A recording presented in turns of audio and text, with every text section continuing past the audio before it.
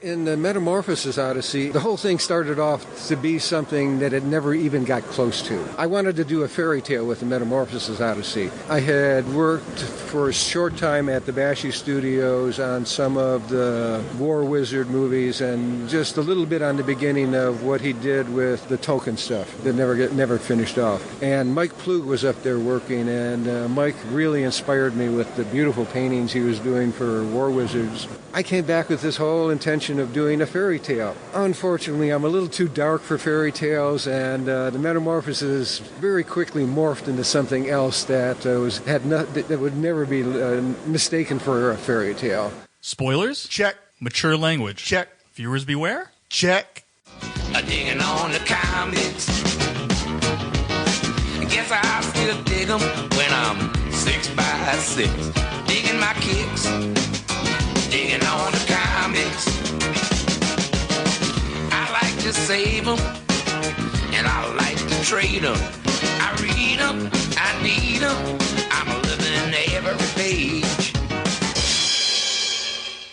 The entire comic book industry, besides Marvel and DC, is undervalued by the general public. As comic aficionados, as fans of the art form and the medium, we'd like to have a podcast out there that covers the entire rest of the industry, besides the so-called big two, besides just superheroes, though we'll cover them as well. And for that purpose, we will be your underguides. The Mac. Hey, everybody, I'm digging all the comics. And myself, Frank.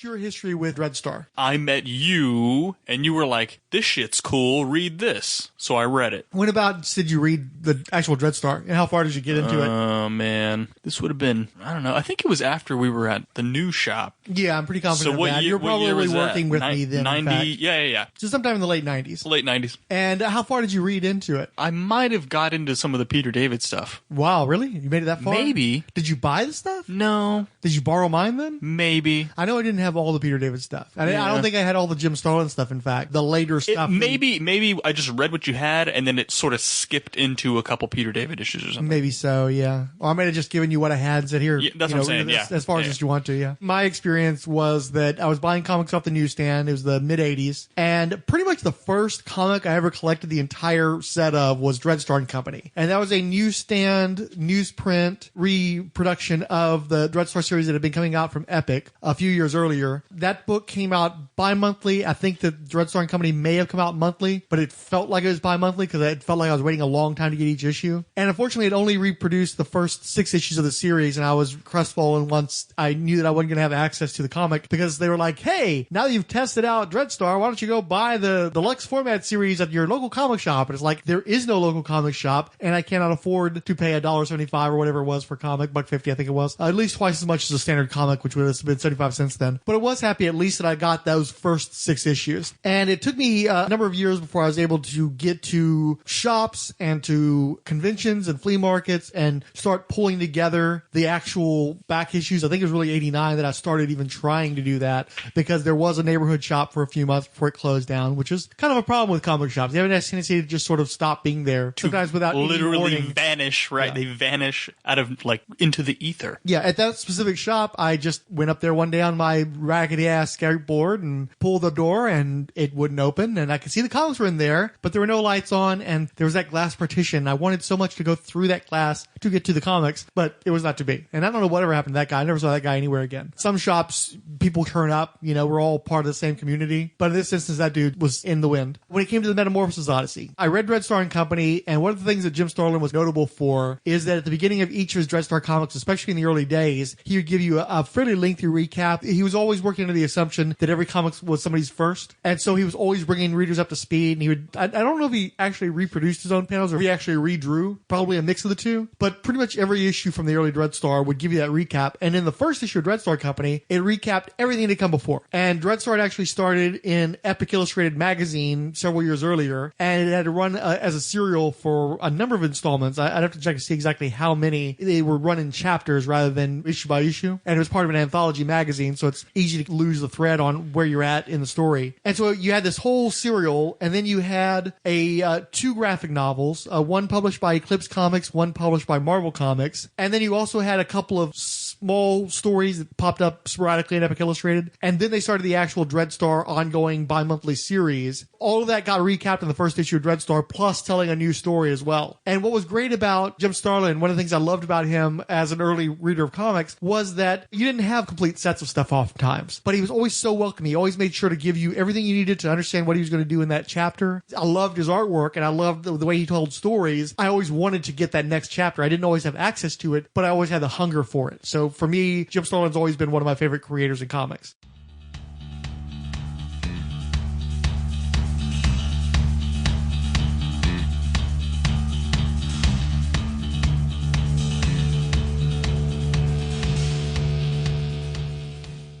The first part of the Metamorphosis Odyssey was printed in the premiere issue of Epic Illustrated magazine, which was published in the spring of 1980. The story That's was the cover date anyway. I think that they were still doing the whole predating. lag, right. So it's probably like late winter or something. The story was told in 14 chapters and continued through the first 9 issues of Epic Illustrated, climaxing in the December 1981 issue. The stories were initially in black and white, but later transitioned to full color. The story continues in 2 graphic novels, and finally a long-running comic book series. Actually, one of the longest independent comic books, certainly up to that point in time. I think there was a time where it may have been... I think Cerebus was always ahead of it. So it was probably up there as one of the longest-running independent comic book titles of all time until, like the Image books, I think, overwhelmed its numbers. How long did they say how long Dreadstar actually ran for? Like 60-some-odd issues, I think? Number of issues, 64, and then 6 in Volume 2. Does that sound right, or am I reading that? Yes, Volume 2 was a 6-issue miniseries. It was put out by Bravura. And then that's really been all that's been done with this material since then. So the last Dreadstar original material was produced in, I think, around 94 or so. So we're talking about over 20 years since we've had any kind of new Dreadstar material, unfortunately. But that hasn't stopped these characters from being optioned for movies. A number of years ago, that was mentioned. Might have been a little longer than that. That's the sort of thing that happens when you're an independent creator and you actually own the rights to your property, is this stuff gets optioned. Unfortunately, until the movie gets made, you don't really make any money. So it just ends up tying up your rights if nothing ever comes of it, unfortunately. I'd love to see Dreadstar adapted into film. We haven't really talked about what Dreadstar was. Yeah. It was essentially a Star Wars knockoff.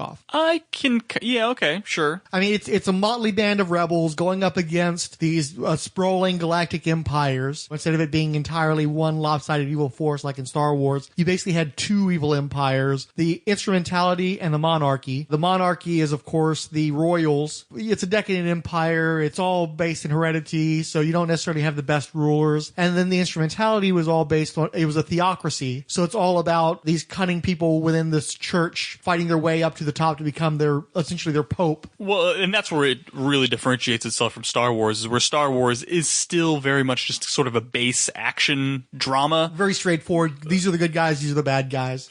Dreadstar, there are a lot of themes and religious... what's the word I'm looking for? It was heavier. There's a lot of commentary in these books. Yeah. A lot of commentary. Well, and that runs through Jim Starlin's career. I mean, the majority of the first few decades of Jim Starlin's career were all based on his parochial education and his rebellion against the Catholic Church. Right. Because the Instrumentality is basically the worst aspects of the Catholic Church. Same goes for the Universal Church of Truth in the Warlock series. Absolutely. And then even in his Batman work, you've got stuff like The Cult, which is all about religion going wrong and having murderous consequences. So, but we're actually getting ahead of ourselves. Way ahead.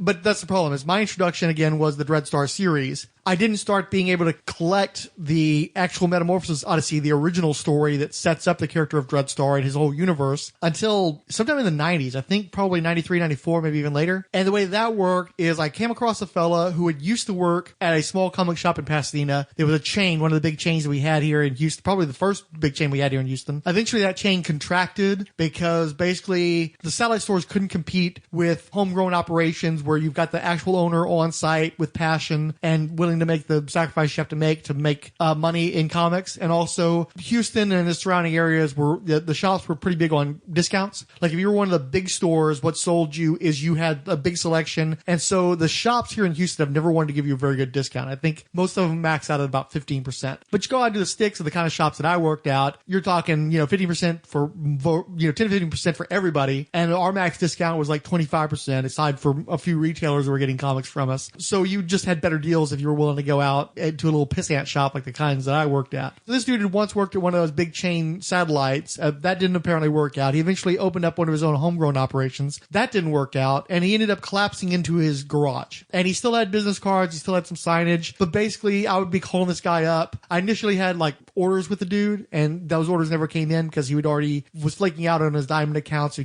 I don't think he could afford to pay them. He gave me a bunch of excuses, but end of the day, he probably just couldn't afford to pay them. So I ended up going shopping to other shops for the new stuff, but he still had a great package selection. He's a nice guy. The problem is he was a cat person. So every time I'd go to his place, I'd be in his garage, often in the middle of summer, sweating my ass off. And there'd be cat hair everywhere. And I'm not allergic to cats, but there would be so much cat hair and so much dander. It would be physically agitating my hairs. My fingers are scrolling through these boxes that are kicking up cat fur into my nose. And it's just like physically agitating them and making me sneeze and driving me nuts. I don't think I ever left that place without like a nose full of snot, just, waiting to get out of there because I couldn't breathe anymore and was in fear of like, drenching his comic. But the good thing is he had a great selection, and I think he mostly bought stuff that he liked. So his tastes were apparently parallel enough to mine that I was constantly finding cool stuff in his comics. If I bought his comics, 9 times out of 10, I enjoyed them. I think because he sort of curated his collection as a fan turned retailer. And so he had Epic Illustrated, but unfortunately he didn't have all of them. So I'd pick up a few of these each time I would go. And the original cover price on these puppies was $2, which is a pretty good steal. Have you ever actually read Epic Illustrated? No. Do you know anything about the magazine? Were they a Marvel imprint or not? It was, yes.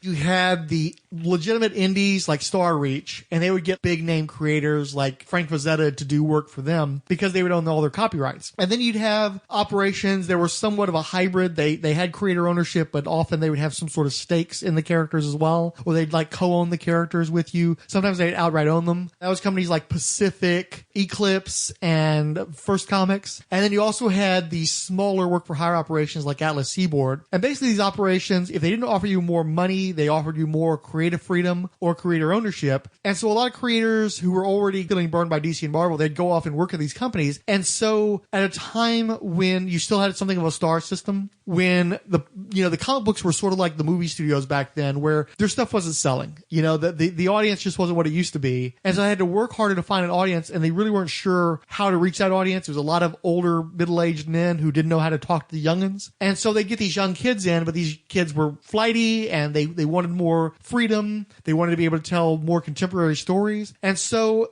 publishers were much more experimental back then, just like the studios were. They would give a lot of production resources to dudes who were just, fucking trippy-dippy druggies. I believe Jim Starlin qualifies as one of those. At the very least, I knew he did pot, but I'm pretty sure he was doing LSD and other stuff, especially if you read his Star Reach stuff, where the stories sometimes revolved around LSD trips and, meeting personifications of death in metaphysical realms and all this kind of bullshit. And so Starlin had made his name, of course, on Captain Marvel and later with Warlock. Captain Marvel was actually a critical and commercial success. Warlock was a critical success, but it ended up getting canceled because the sales just were never there. But people had a lot of respect for him, and he was a guy they would get to do a lot of covers. DC especially got a lot of use out of Jim Starlin doing covers to help them sell books that were by much less modern, cool, hip creators. And so Marvel wanted to get these guys back on their side, and they wanted to be able to compete with these smaller studios. And also, they were seeing magazines like Heavy Metal come up, and those guys were bringing very experimental, cutting-edge European creators to American audiences. And especially in the 70s, when the public was more receptive to that sort of thing, when you still had stuff like head shops and music stores that didn't even cater to comic book people, but non-comic book people were picking this up, so you're getting new audiences. Marvel wanted a piece of that action too, and so they set up that Epic as an imprint, but it initially was just the magazine Epic Illustrated. I believe Archie Goodwin spearheaded it because he was a guy who had come up at Warren, and of course Warren was built off of offering creators more opportunities to do more edgy material without having to work under the confines of the Comic Code Authority, since Warren, by being a black and white magazine format publication, wasn't governed by that agency. And so you could could do a lot more cool stuff at Warren than you could anywhere else. Warren, I think, actually was probably the closest to indie that you had available to you without actually self-publishing, and was, I think, probably a forebear for all these other smaller companies. And so since Archie Goodwin had come up in that environment, and he knew that that was a way of getting the best, most interesting material out of creators, was basically wanting to set that up at Marvel. And I think Jim Shooter not only thought of himself as a creative person, even though sometimes he could be a stifling entity, but also he wanted to make sure the comics were cool. He wanted to be on the cutting edge, and he wanted to offer creators deals. If he couldn't get them to work on the mainstream books, he would get them to work on stuff like this. And so Epic Illustrated, I think the closest approximation would be Heavy Metal. Take a look at this one. This is the Epic Illustrated #1. I mean, it looks like Heavy Metal. I mean, the main difference is that it's saddle stitched instead of square bound, so it doesn't feel quite as solid. You know, Was Buscema Silver Surfer story here in the beginning? Yeah. That is nice. Yeah, you see they've got that nice painted coloring, or what they called painted back then is probably more like watercolors. But yeah, it's a collection of, here's a fairy story, and yeah. Looks like there's some sexual stuff going on. Is this Frank Miller? You see? Who is that? No, that's not Miller. I have to. Yeah, I'll trade out with you and I'll take a look at it. No, it's interesting because they break up the different chapters of the Metamorphosis Odyssey with other people's stories. I don't know if Starlin was just more productive than the other people, or that he had such a long story to tell that he needed to have multiple chapters per magazine. I believe that it was initially and may have perpetually been a quarterly magazine. So the story might have gone too slowly if they just tried to do it on an issue by issue basis. But they'd have one chapter and then you'd have a bunch of stories in another chapter. It's hard to keep track of how long it ran. But what's also interesting, I don't know if you noticed this, but the book actually changes paper stock throughout. Yeah. I felt it when I was flipping through. So if you look, the Jim Starlin chapters are always on the shabbier newsprint that tends to have limited color options. And then the glossy stock can be reserved for all the nice painted pieces. That jazzy Silver Surfer, which you assume was put in there to try to lure in some Marvel faithful, the actual fanboys. Leopoldo Durner is who did that one. But yeah, it's interesting how the paper stock fluctuates within the issue. Let's see, there's a piece by Wendy Penny, which is not ElfQuest, but feels very ElfQuest-like. You got one by this dude named Ray Rue, whose style is so side of a van. So heavy metal album cover, but not like prog rock, more prog rock album cover. Number of foreign guys that we've never heard of. I think this might be, there's a story called Convert that's credited to Ernie Colon on the art. I thought it might have been written by Archie Goodwin, but I'm not seeing his credit. There's an Arthur Sudan here. I love too, you've got ads for Champale, Rich Light 100 from Viceroy, the cigarettes, Quality Kawasaki, stereo speakers. You know, I mean, obviously they're going for a mainstream audience here. It's a nice production. You can see that they put a lot of effort into this. Yeah, that's a commitment to that book. That hot Kohler jeans ad that looks like it would have been in a Vogue or a Playboy or something. Playboy, yeah, Playboys. Or Playboy, yeah. The red background, yeah. So, okay, and the thing is, too, is Metamorphosis Odyssey, Starlin was experimenting with painting. And I think he might have actually been doing oil painting. You know, it might not have even been acrylics. It might have been full-on oil paintings, which would be amazing to see in real life. I've never seen any of these in the wild. It was a period. It was something I wanted to try. I always like experimenting. If you look through my old work, it never looks the same. I mean, from what, maybe the Captain Marvels and the Warlock hat, well, even those have because I was developing during that time. But, I always like to approach things with a little bit different. And when we started on the Metamorphosis Odyssey, it was better printing, and there was all sorts of new things you could try that you couldn't have done in the regular comics because it was limited down to a pencil with ink over the top of it, hand-colored by little old ladies in Connecticut, as Jim Shooter corrected me on earlier. It wasn't New Jersey. When Epic Illustrated came along, we had the ability to do painting and stuff like that, so I thought I'd try it out. A lady who I was dating, who I later married, Dinah Grajunas, taught me the basics of painting.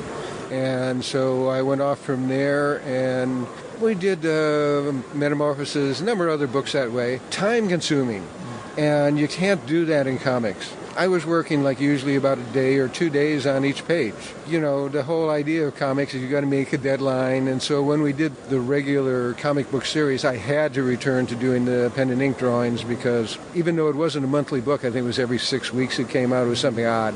I was never going to be able to keep up with it on the paint, so that was abandoned. And later on, when the computers came along, I really enjoyed coming down at the end of the day and having dinner without having to spend a half hour cleaning my hands off from oil paint or whatever I was working on. Instead, I'd go downstairs and go, let's go eat.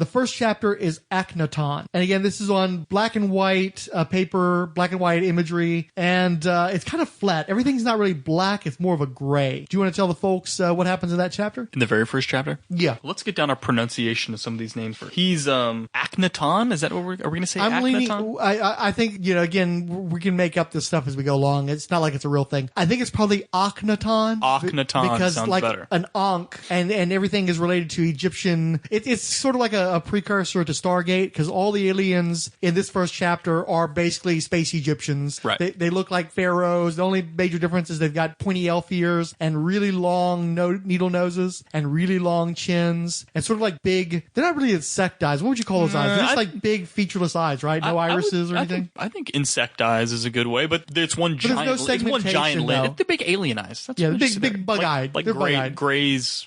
But I didn't think of bugs as having either segmented eyes or multiple eyes, where they're just big, look like kind of like they'd be reflective, like sunglasses or something. And then later on, Vanth actually calls him Ankh, A-N-K, so you're probably right. That's probably the Akhenaton of Osiris is his name. Which, of course, is a play off of the Egyptian god of life. And he's floating through space on a giant disc, and he's basically explaining that he's the last of his kind, and sets up, I don't know, it's not... He goes into detail about his race was the highest. They'd reached like the pinnacle of evolution. They're the most intelligent, so much so that they can basically see into the future, right? Because they can imagine all the probabilities of what would happen, all the different outcomes, and then therefore deduce what the future is. So they explain that in contrast to themselves, you have what are the zygotines? Zygotines, yeah. And that's a play off of a much less developed life form. Aren't zygotes like single cell life forms or some shit like that? Male sex cells are called sperm, and female sex cells are called eggs. In order for reproduction to occur and new individuals to form, a sperm cell must unite with an egg cell. The resulting single cell formed is called a zygote. Sure. So it basically says that while they sort of had their peaceful corner of the universe, or of the galaxy, that they kind of kept doing their thing, they keenly kept an eye on the Zygotines. What is Zygotians? Is that what it is? I want to say that's what it is, yeah. Yeah, Zygotians. As they basically would just chew through these planets. Yeah, they're total warmongers. Show up, destroy everything, take everything for themselves, and if they didn't kill you, then you were enslaved. And then once they would use you up, they would just dump you on some planet where like, oh yeah, you get your freedom, but they would dump you on some just... with no resources. Exactly. You were just condemned to death, basically. Because if there were resources on that planet, they would have ripped them out anyway. So he says basically that they just kind of kept tabs on these people, and although they themselves were not a warrior race because they didn't need to be, because they were so far, beyond that, that they observed the Zygotians and started to kind of develop their own weapons and fighting styles because they knew at some point they're going to have to clash with these folks. But they weren't willing to sully their hands. They weren't willing to step up. They were just, as long as it isn't our problem, we're not going to get involved. And then once it was their problem, they ultimately got slaughtered. Well, they got slaughtered over, hundreds of thousands of years. Right. They make sure that they say that, oh yeah, we fought for 100,000 years. Like the battle just raged and raged and raged and raged and raged. And even though they kind of started to win, they knew that the winning was only temporary because they played out the probabilities. Like there's no way, because they could just keep coming from nowhere. And that was what they kind of keep saying. You don't know where they're coming from. It's just this endless horde of ships and mercenaries and armies, and they just kill.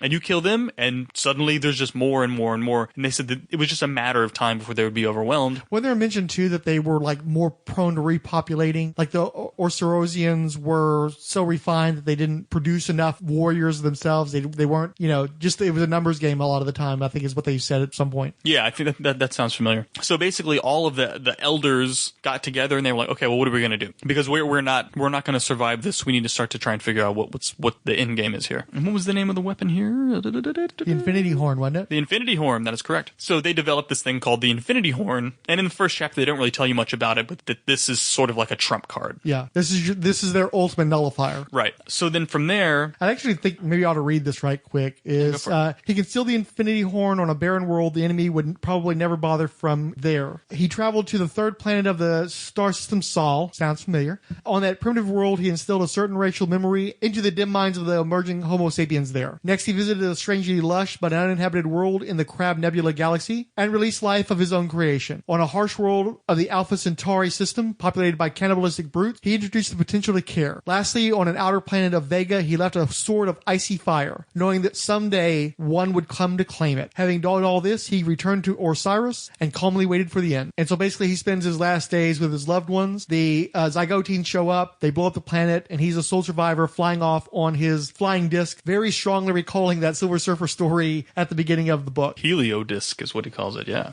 And see, one thing that gets me too, like, this is the original presentation that I read the story in, was Epic Illustrated. And as we said, it was interesting the way they did the different formats of paper and stuff. But, my copy 30 odd years on is already like the pages are somewhat yellowed. And then the reproduction of the blacks were always very gray. You meanwhile read the book in the deluxe hardcover edition that Dynamite came out with a few years ago under the title Dreadstar: The Beginning. And you see how lush and rich the blacks are there. It's gorgeous. The blacks are so black, especially with so much space going on. And Starlin loves working with darks and lights and color, not even color shifts, but just the tones, having the super brights contrast with the super darks, and it is just so fantastic. And see, compare that to the original magazine? Yeah, because the opening splash is just, it's jaw-dropping, and I noticed that when I was flipping through yours, and was like, man, it's just sort of, it doesn't have the same impact. Yeah, it's much more muted, and it's unfortunate. I appreciate that they were trying to experiment, and I'm sure they were looking to cut some costs on this thing, because these glossy pages probably weren't cheap, but you lose a lot by doing this in black and white, but more importantly, by not doing it on that caliber of black and white with that level of contrast. Well, yeah, and I don't know if the black and white had anything to do with it. It may have just been, they may have told Jim, hey, we're putting this on some shitty paper, so he was like, okay, well, I'll just do it in black and white. I don't know if it was, this is black and white, we'll just put it on some shitty paper. I think that's probably how it went. Might well, yeah.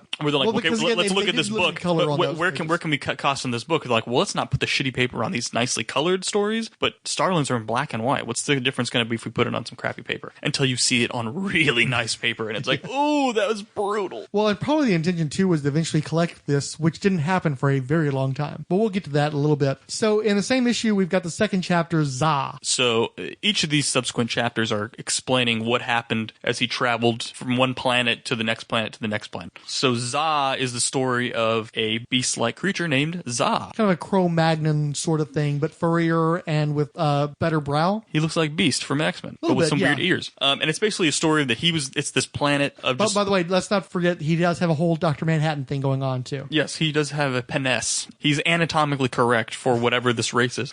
It's the story of basically this beast is thinking to himself about how he lives on this planet of just basically they're just primitive beasts. They run around, there's no resources, there's nothing, so basically all they do is they procreate and cannibalize and procreate and cannibalize and procreate and cannibalize. The only thing they have to survive on is each other, essentially. Right. Except when he was born, he was just different. And his mother, nursed him like from the teat as any animal would. But then when she was from the, I guess he did initially, and then she started bringing him her kills. Yeah, and then she's like, hey, here's, flesh. And he would eat it and throw it up. And they'd feed him more and he'd eat it and he'd throw it up. And he just never developed a taste for it. So, but he did discover being an infant, and he puts things in his mouth that there are these blue crystals on the planet. So he just started eating these blue crystals, and they were delicious, and he grew up on that. But his mother was like, okay, you're weird. You're not like all the rest of us cannibals. So you run away. And she basically abandoned him. And then from there, he would get jumped, to be cannibalized by his other inhabitants of this planet. And yeah, because they tended to run in packs, and he was always perpetually alone. Except he found that he could whip their asses. And he would, and in fact, this one,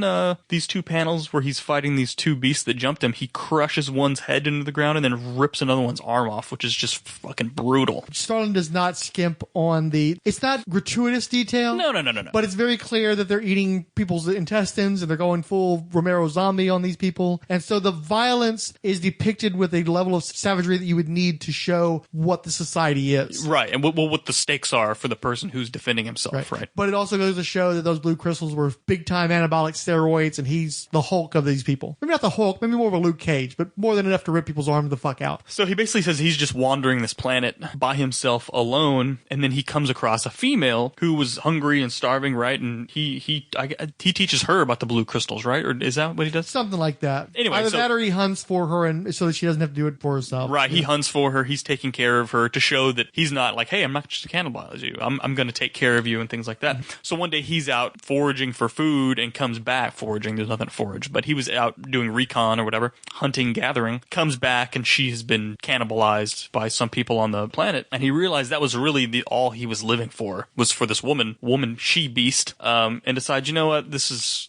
now I'm just alone with my thoughts. I'm over this shit. I'm going to jump off of something. I'm over this shit, basically says, in space. So he just climbs up to this tall pillar on the planet, and he's getting ready to just jump and end it when Lord God, I'm always going to fuck this name up, dude. Don't worry. But I mean, it's all supposition. Lord Ankh of Osiris appears and kind of explained to him that, hey man, you're smart because I made you smart. Like, you have a purpose beyond this planet. You have no reason to live. I'm going to give you a reason to live. Well, and also what stayed the creature in the first place was that he had sensed that he had a higher purpose too. It's like he was tired of living the life that he had been forced into, but at the same time, he couldn't quite bring himself to make that final leap yet because he'd sensed this difference. And then it goes directly into chapter 3, Juliet, which I remember not being at all into when I first read it, 20 odd years ago. Well, so Juliet's on Earth. Earth is being invaded by the Zygothans. Zygothians? We're probably going to say this. Zygotians, I believe. Zygotians. And she's basically sitting, where are they at? In like Podunk, Kansas or some There's shit. some place that's really flat. So basically they're sitting around. We're going to go with the American heartland. They were sitting out with their uncle or whatever, and he's like, or grandfather, and he's just like, look, don't worry about it. The alien invade, the Zygotians have already gotten to Earth and they're blowing shit up, and he's like, it's some more of the world shit. It's not real. It's not going to come here even if it is real. Yeah, because he's talking about it's all confined to the major cities, and there's kind of like news playing in the background. They're talking about how New York has fallen. They think that the aliens are based in Australia. The United States government is debating whether or not to deploy atomic weapons. I like how the island of Japan has sunk. Yeah, the island of Japan has sunk. And then I like how it goes, top military officials are pushing for an immediate atomic offensive on the Down Under, which is because they're based in Australia. And then it says, meanwhile, on the sports scene, St. Louis clobbered, and then it trails off because they're still playing fucking baseball. Covert Kansas, because they couldn't be quite so on the nose about it. Covert Kansas. More like overt Kansas.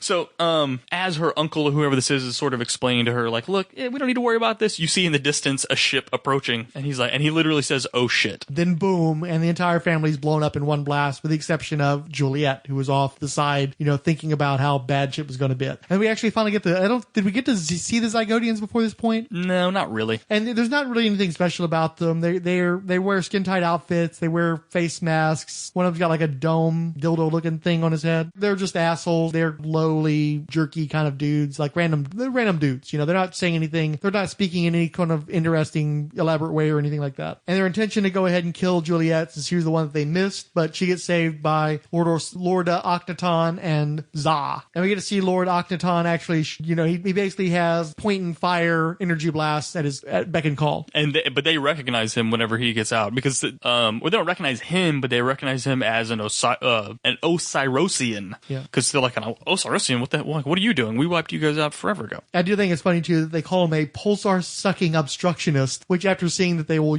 drop a shit bomb, it's like, oh, that's quaint. But in the fray, he does get shot by one of those mercenaries. Mm-hmm. But he's like, don't worry about it. We got to get the hell out of here. So they gather up Juliet and they leave in his pyramid. Yeah, he's got a pyramid ship because they're not going to let the whole Egyptian thing go. And what is interesting too, on the last page of the story, it crosses over into the glossy stock pages. So you get to see the planet Earth blowing up in a very mild amount of color, a little bit of yellow, a little bit of red, but they're still not going all the way with the color yet. And then he has to explain to her the same way he explained to Za, like, look, there's no sense in saving just your planet. We're trying to save everybody. Like, I'm sorry, you're going to have to get over it. And she's like, because I don't want to do this. I want to go back and save my family and save the Earth and da-da. And he's like, no, there's no... Juliet. Juliet is... Za. Well, he explained it to Za, too, where he's like, no, we got to go. Yeah. These are larger this is bigger stakes. than any of us. Yeah. And then he explains the entire nuclear or atomic payloads for the entire planet are about to go up, and that's what blows up planet Earth. Ain't nothing to say. So in my reading of it, we carry on to Epic Illustrated number 2. Do you want to give the summer 1980 copy a quick toss? P. Craig Russell. Oh, yeah. Was that one of the early chapters in his Siegfried adaptation? Yeah. Siegfried and the Dragon. Yeah, he ended up doing a lot of that stuff at Eclipse, or remember correctly, and I think possibly at first as well. And then in later years, I think he managed to get to, God, I don't know where he ended up, because he was one of those guys who perpetually worked in independent comics, or at least create her own comics. And so he's always working in those margins at bigger publishers, their imprints, or at indie publishers. But he would just go from one to the next as circumstances dictated. More cigarette ads. Rich Lights 100 from Viceroy. Enjoy the rich-tasting low-tar 100s. Good lord. Cool. Wonder if Sterling Draper Price picked up that account. Is that a Mad Men joke? Indeed. So, okay, this one features a chapter of Almuric,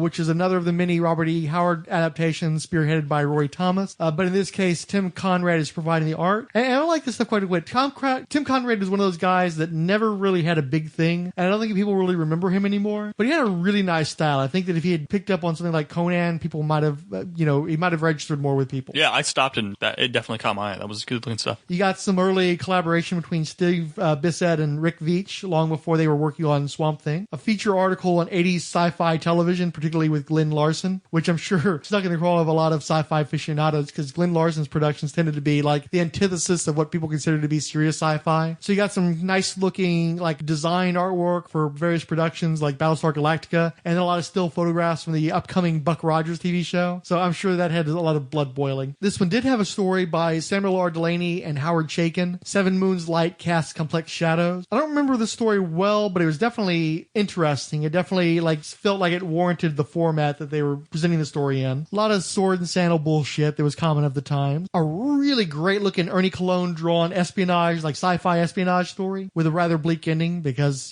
that's how you knew it was serious if it had a bleak ending. But the one that I remember the best is a story by Archie Goodwin called Sinner, where he takes aim at organized religion. It's a short one. It's only like 4 pages long, but I remember liking this one quite a bit. After having so many chapters of the Metamorphosis Odyssey in that first issue of Epic Illustrated, it's a little odd that we only got one small chapter in this issue. And again, I think it was one of the weaker chapters. This one's titled Wispar and features a lot of breasts. So this one's basically about the character Wispar, who is an afroed fairy, kind of. Yeah, she's got an enormous white girl fro, and I think it's actually literally like white hair. And she's completely nude. Except for running around in like a G-string, because I guess you can't show the poo, but you can show the tatas. And don't forget the fairy wings. They're not tiny though, right? These people are full size? No, they're full size, yeah. Okay. So she's like a full-grown sprite, sort of. Refreshing. The Uncola. She's basically having a conversation with somebody who's saying, hey, it's time. Like, you're the chosen one, it's time. And she's like, really? Like, me? Like, don't even have... And they're not really hinting as to what she's chosen for or how they went about choosing whoever is being chosen. All they're saying is that the god, quote unquote, has returned and you're the chosen one. And it's almost like there was some sort of spoken acknowledgement across all of these beings that this was just going to happen one day. That, end time is near. One of us is going to be chosen whenever end time occurs. This was the race that was artificially created from scratch by Akhenaton. So, I mean, we might kind of scoff at, oh yeah, the god, but for them, he really was the god. He was the creator. So they know that whenever he does return one day, that means that this is it. Yeah. That's the only reason he would come back. Heavy, unambiguous foreshadowing. I'm going to say overshadowing because there was like so much. There's like, and things are going to get bad. This is going to be some bad shit going down that you do not want to be a part of, but you gotta, because that's what we were created to do. And see, I think it's interesting too, because again, this is put on the cheaper, sort of like Baxter format paper, but I think it's less than Baxter because the colors aren't as vibrant as Baxter would be down the line. It's just like a heavier stock of black and white paper. And then partway through the story, toward the end of the story, all of a sudden it goes to a brown, like a sepia tone. Once Wispar meets up with the rest of the group. And they do the same thing in your edition, right? It all goes brown. On the last 3 panels of the 6th page, blues creep in. Mm-hmm. So no, mine are more blues, not browns. No, I mean, when you see the initial group shot, from what I could see from over here, it actually was brown, wasn't it? Go back a little bit more. See, it's kind of a sepia tone on that first splash. Black and white, homie. Okay, well, this one's very brown. Yours is brown. Mine, that's time. Nah, man, that's because you can see the gray tones on this one, and this is where the color. So then on your next page, does it go to blue? Yeah, then you start getting that more of a cyan filter going on there, and then on the last couple of pages, when you start to get something approaching a fuller color, you've got some greens, you've got some like purple tones, and then you get full color by the end of the story. It's a weird creative choice because again, this is happening in each chapter as it starts out kind of gray, and then the color starts to creep in. Except it doesn't happen at all in the Zah chapter, and then in the Juliet chapter, it's only the last page when Earth is exploding. Then in this chapter, it's just creeping up page after page, and it's a weird choice because I don't see where there's a prompt in the story. It makes sense. Even the Juliet one's black and white. No, in the magazine it's color. Okay, ish. Very pale color. In mine, the first hint of color is when the blues start creeping. Well, that might have been a choice because it works better as an installment. Where if you're trying to read it as a complete story, that would probably be a little distracting for this color to just randomly appear. But it's still distracting because you're reading this thing by installments and the color slowly creeping in. It's like there's no good explanation for why that's happening. It makes sense when you're publishing it in a magazine, but it doesn't make sense as a collected edition. I still think what probably happened is they just didn't have enough material for that first issue, and so they ran a bunch of the Metamorphosis Odyssey early on. Otherwise, you would have just shifted gears to a single chapter in the next issue. But the shift in color makes more sense in a magazine, where in a collected edition, it's like, what the fuck? Why does the color keep coming in and out? There's something wrong with my edition? Did somebody lose a registry or something? But I thought that there was just too much time in this chapter with her, equivocating on her duties, and they don't tell you exactly why she's got issues with what it is she's supposed to do. It's just too much talking around the subject. I really found this chapter to be the most frustrating of them all. But it's also like 6 pages. Yeah, and also breasts. Jim Starlin, it wasn't always the strongest artist when it came to women, but they're nice breasts, especially when he was painting them. I've always enjoyed Jim Starlin's women. They're always very curvy. Yeah. Big, wide 70s hips. Mm-hmm. Not that women's hips were different shapes in the 70s, but you know what I mean. They all have that 70s-ish silhouette. You were allowed to accentuate those kind of hips back then, where today it would be frowned upon. Right. So basically, they're just saying, okay, now we've got the 3 together. We've got Whisper, Juliet, and Za. And they're like, okay, well, it's the 3 of us, so we're ready to do the plan, right? And Ankh basically tells them, well, we got to go get one more person. And they're like, well, I thought it was just 3 of us that are going to be part of the quote-unquote new beginning. And he's like, oh, it's just the 3 of you, but you need backup before we get to that point. You need a protector. You need a protector, right? They refer to. So they're like, we got to get that protector.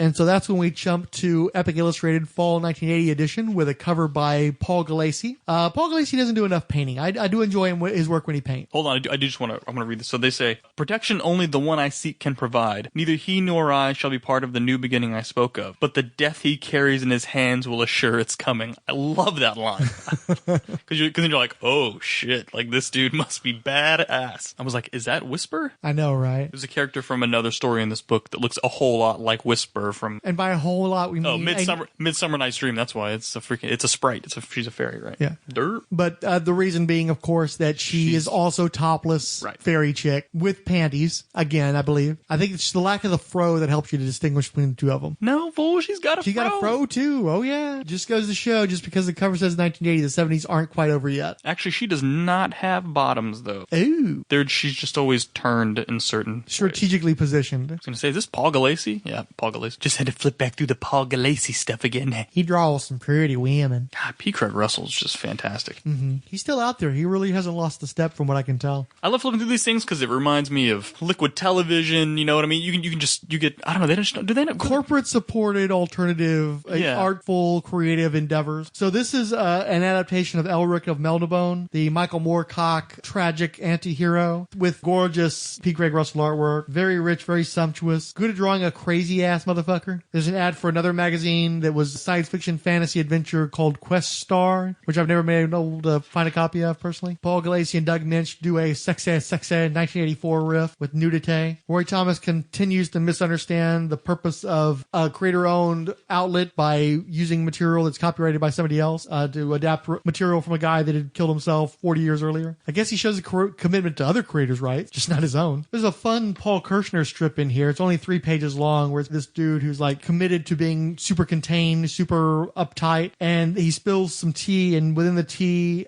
emerges this grotesque creature, and then he just like stops. He's like, control, and the creature's gone again, and he's back to normal by being like super abnormally uptight. And again, this Robert E. Howard stuff just keeps popping up.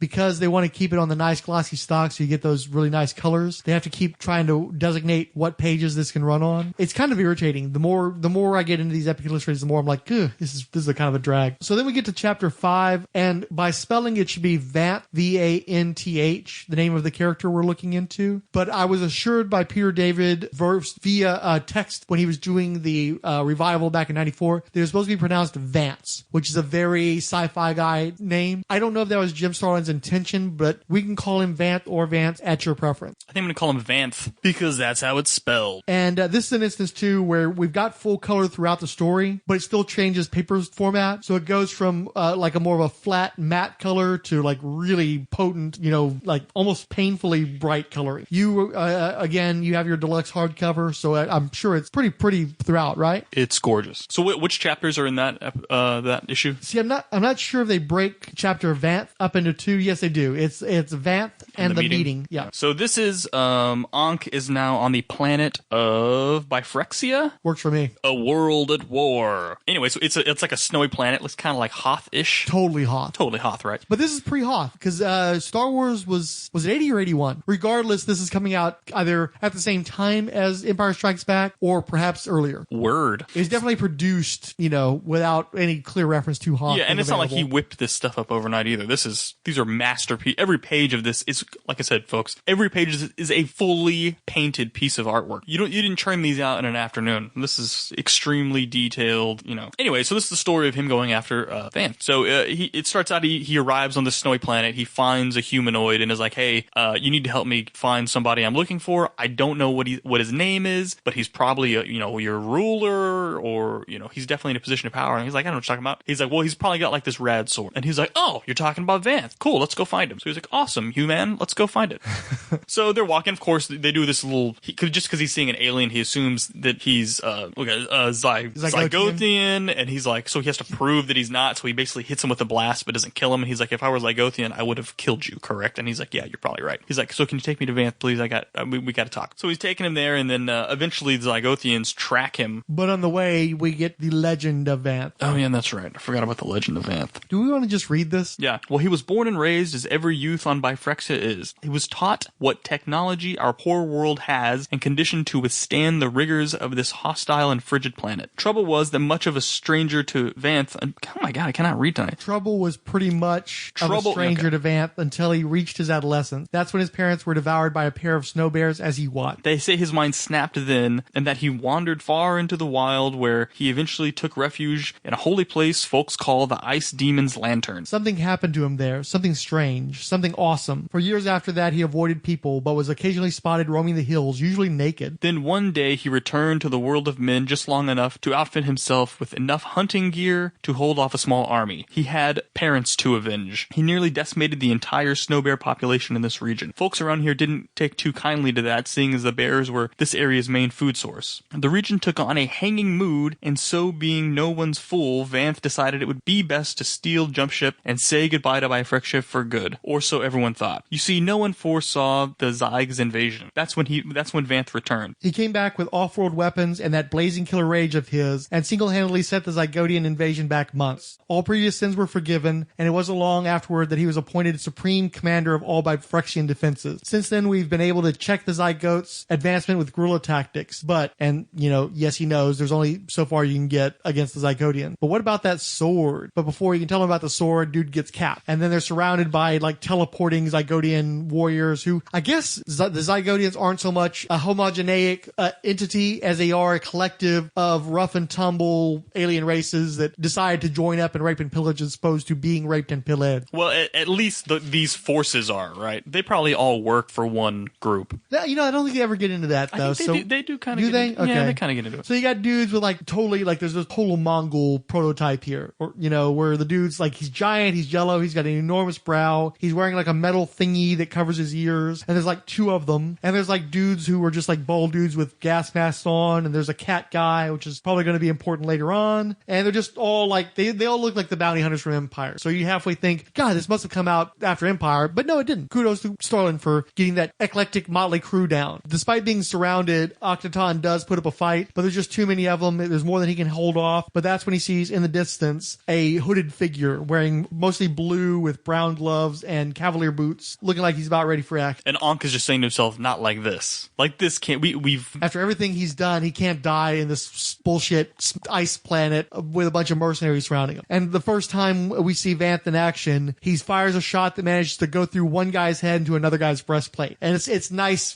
color too. Nice spray going on during this shot. Yeah, so the shot is basically you're looking at the shoulder of these two mercenaries with Ankh kind of ducking down in between them, and the bullet is coming down diagonally through the first guy's head, and then as it passes through his head, it travels the space between them and then hits probably the heart area of the guy standing in front of him. Looks like it went right through the sternum. Yeah, awesome look. What I like too is then he caps another couple of guys, and they're uncommon angles where he's shooting through the side of the shoulder and then coming out in the guy's armpit, and it's that shit's still gonna rip the shit out of you. It's still going through your chest cavity, so these guys are fucked. But it's not the boring just getting shot in the chest. You just get shot in the belly. It's no, he's catching them at these fucked up angles, which would make sense because you're shooting at a circle and doing it very well. So then basically that gives Ankh a chance to fire a blast and take a few guys out, and then Vanth just absolutely annihilates these. Yeah, he goes hand to hand, and he's punching Mongol in the mouth and making him eat his own teeth. So not a man to be fucked with. Ooh, and he goes full on Magnus Robot Fighter minus the robot and just like smashes this guy with a punch, like blowing his spinal cord out of his backside. I thought that guy was a robot. I think he's probably a cyborg or something, because there's a little bit of robot, but that's definitely some wet meat coming out of him. Or oil slick. I don't know. It's sort of a monochromatic shot. It's sort of red tinged on everything. Oh, well, he calls him a cyborg assassin. So. Oh, well, there you go. Bit of both. And the whole time, Ank's like jaw is on the floor, like, what the hell? Like, because he knows who all these different races are that he's fighting, and they're like, oh, this guy's got the strength of 10 men. And then Vanth is just punching this guy's face out, and it's like, oh my god. Or he says, by Ra's holy eye. Instantly, a destructive alternative is called upon, but precious moments are lost. Moments the mercenaries have used to cut off your escape. The bearded killer drops his laser to the ground. He begins to raise his hand in obvious surrender. A futile gesture, for Zygotian A-teams never take prisoners, but amusing enough to merit a momentary pause. But then, suddenly, the instant loses its amusing aspect. The sword. It is him, and within him lies the power. So, basically, the one thing you do have to acknowledge is that this is totally a fucking lightsaber, and the way that they managed to differentiate that is, A, it's a very atypical sword. It's sort of like a big triangle with these pointed edges, so it basically, it looks like, I don't know, it looks like a great big, what kind of triangle is that when it's stretched out? I know, geometry. Fuck geometry. And so then he also has a handle, and the handle has what looks sort of like a medieval axe built into the handle, but it's kind of small, like a hatchet. And the sword itself lights up, and it's basically contained within Vanth Dreadstar, and he's able to call upon it at will and start slashing the shit out of motherfuckers. Plus, in a total Darth Vader move, he's also able to deflect laser bullets just by fucking swinging that sword around and just, basically playing tennis with laser blast. And then Ank's like, well, how did you hide the sword? He's like, I didn't hide the sword. It's part of me. He calls it whenever he needs it. And Ank's like, what? I didn't build that into it. What the hell are you talking? He says, well, that's something I didn't plan into the sword. I wonder what other tricks it possesses. Well, it's real handy for gutting aliens that don't belong in this world. But obviously by saying aliens that don't belong in this world, he's talking to Ankh. And he's like, whoa, right. whoa, dude. Very, very intimidating posture there. You can go ahead and lay the sword down, buddy. Chill out. I'm here to help. God, this looks so much better once the color comes in, too. Like the look of Ankh's face, the way the shadows fall on the face, the variances in color, the reflectiveness of his eyes. It just works really well in color. I mean, it was cool at the beginning where he's off in outer space and you got the high contrast, but I'm really liking that shift at this point, especially now that it's all color. You're really starting to feel that he's exploring this new medium, to greater effect. I'm wondering, too, if maybe the reason why there was so much black and white earlier on is maybe he was just learning how to paint in color. Maybe he was having to work. You don't think that was the case? Nobody who paints this well is just learning how to paint in color. I think it was all very intentional. Anyway, so he basically explains to Vanth, hey, man, you want to kill a bunch of these things? Come with me and let's do it. And he's like, all right, cool. So is the next chapter 7 Delorean Revisited? Correct. So that means the story continues in the winter 1980 issue of Epic Illustrated. One thing I can't help but notice... Is this Kanan on the cover? Definitely some Robert E. Howard character, probably that Almerac guy or whatever the fuck that guy's name was, because he basically looked like Conan. But I think he was like Robert E. Howard doing John Carter, because I think he's supposed to be set in like Old West times, but gets transported to a savage world, not his own. Damn shifting paper stock. It does get irritating after a while, doesn't it? It's like novel at first, and the more we go through it, it's more. Well, and especially the limitations of it. Especially when it's painted, because the first page is on nice glossy stock, and it looks amazing, and then the next page, or the page after the next, well, yeah, shares a front and back, but yeah, it's like switching from the DVD to a VHS. Just sort of, blip. You wouldn't find if you couldn't see the difference, but by putting that right in your face, it really kind of irritating. How dare you? But it's because you know how a book is stapled. It's really one long sheet that's folded. So the other side, it means even the other stories are kind of going in and out of good. It's just, I'd love to hear the rationale behind this. I'm sure it was a cost issue. Also, what you can't help but notice too, as you go through issue after issue, is how much you're seeing the exact same ad over and over again. Yeah. So you figure it's probably a single ad buy that they spread out over the course of the year. The magazine must not be doing well enough to attract a bunch of new advertisers. But hey, we do have that ad for that super memorable Charlton Heston film, The Awakening, involving a mummy. Probably would have been a big thing if it had come out in the 70s, but by the 80s, I think we were getting tired of all the fucking metaphysical bullshit.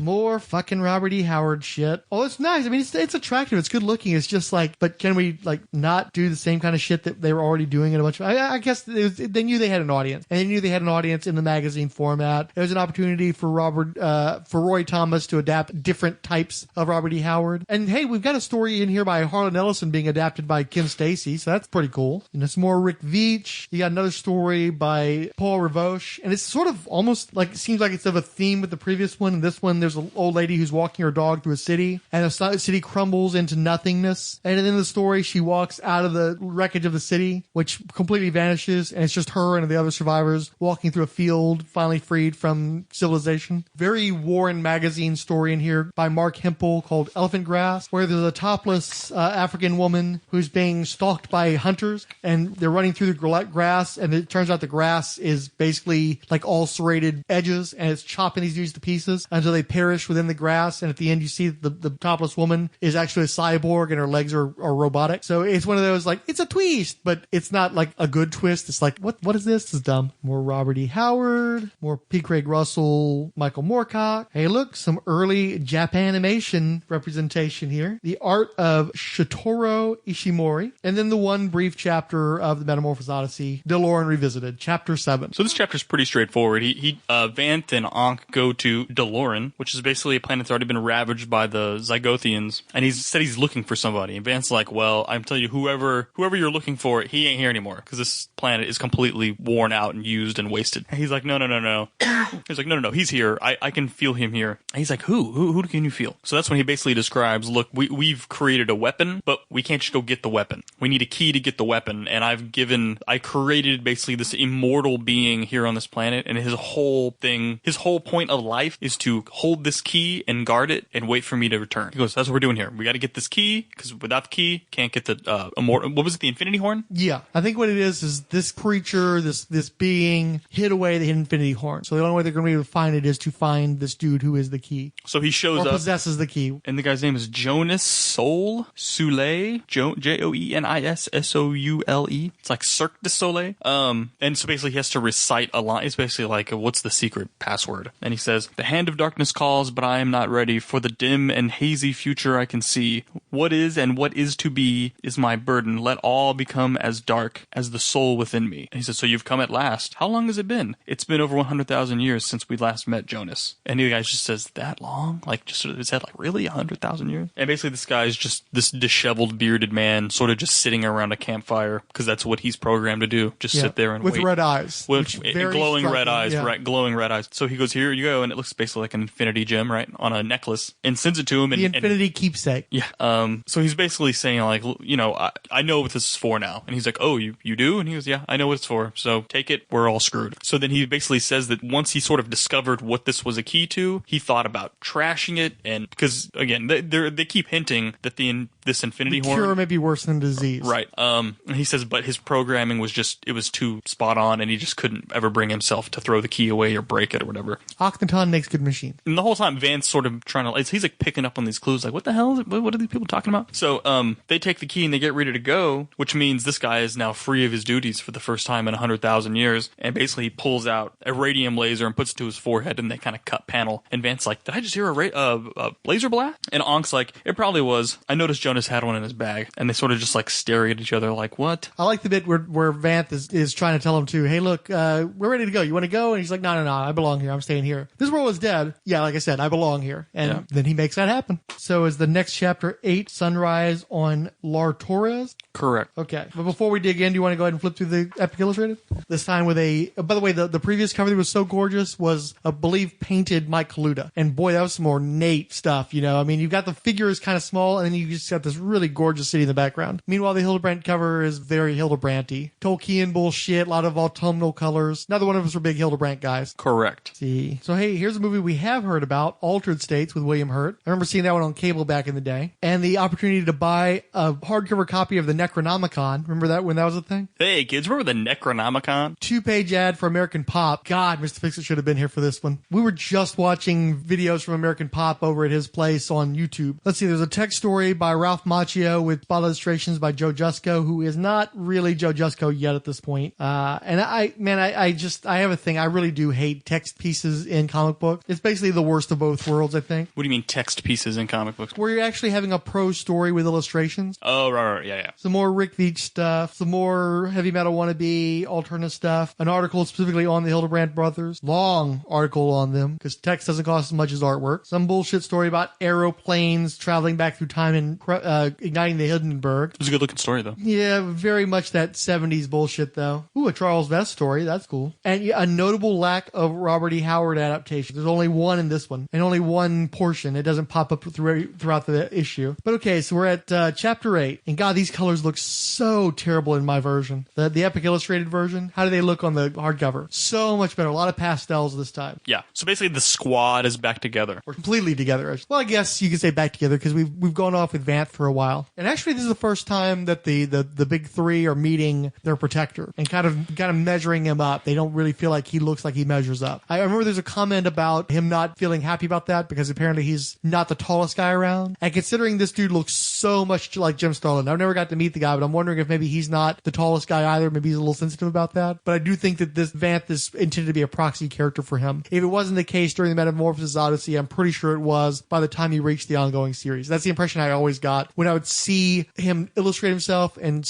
I think I occasionally got to see photographs of him. He looks like he is supposed to be Vanth Dreadstar. So yeah, basically, Ankh says, "I gotta go. I got the key now. I'm gonna go get the horn." Or no, what does he say he's gonna do? No, he's going to because he goes to seek sort of guidance, doesn't he? What does he tell them? Yeah, I think that he's now got the key, and he's got to go to a god that is the one who's been entrusted with the knowledge of where the Infinity Horn is. Right. Yeah. So the first thing that happens is Za basically kind of squares up Vanth and is like, "This dude's freaking tiny. Like, really? Like, there's no way that this guy, he's got to have abilities that are larger, because if they match his stature, we're in trouble." And he basically tries to, he's pulling on his hoodie and stuff, and Vanth turns around and just freaking just knocks this dude's freaking teeth out. Like, busts him freaking good. Well, we should specify he does not bust his teeth out because he's very capable of doing that based on previous chapters. The fact that he only knocks him on his ass shows restraint on his part. And he says, sorry about that, but the little man, quote unquote, has always been rather sensitive about his height. If you needed just one man for anything, I'll be over on the ridge keeping an eye on the horizon. He's like, Za, are you okay? Juliet is saying that. He's like, yes, I'm all right. Little man sure hit hard. The master made a good choice with that one. Za's head will be ringing for hours. Which those two panels were weird to me because he doesn't ever speak in the third person, but he's sort of speaking in the third person there. Well, let's be honest. We don't really get deep into these characters over the course of the Odyssey.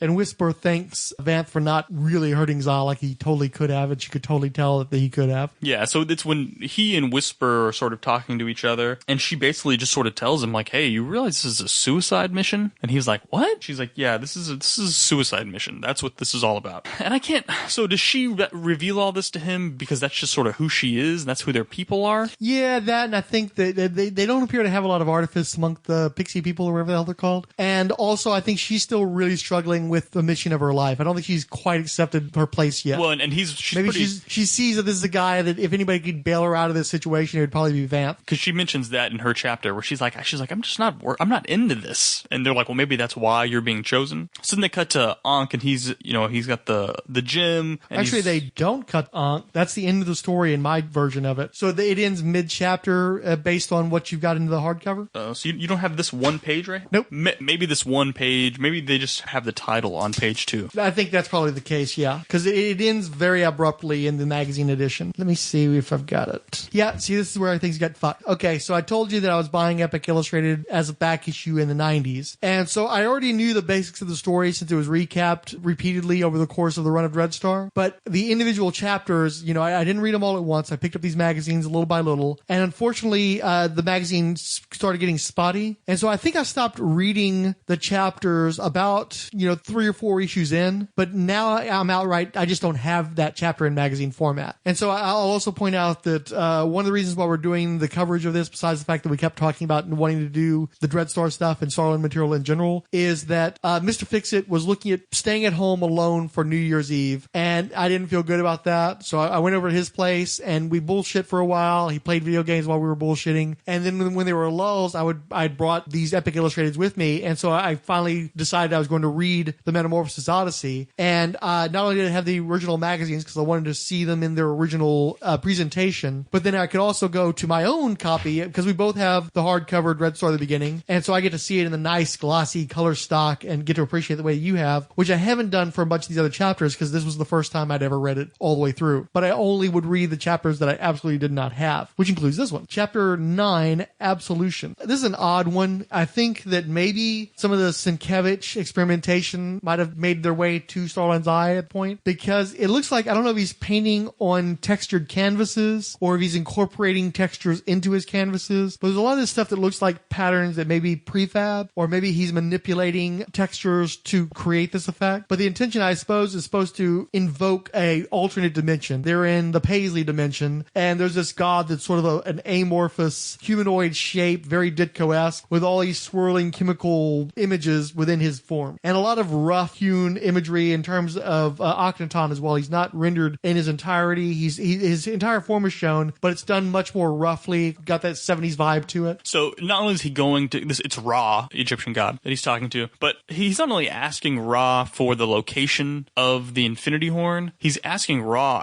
should I be doing this? Yeah. Like, is this, do I have the moral right to wipe the slate clean on behalf of everybody, basically prematurely, right?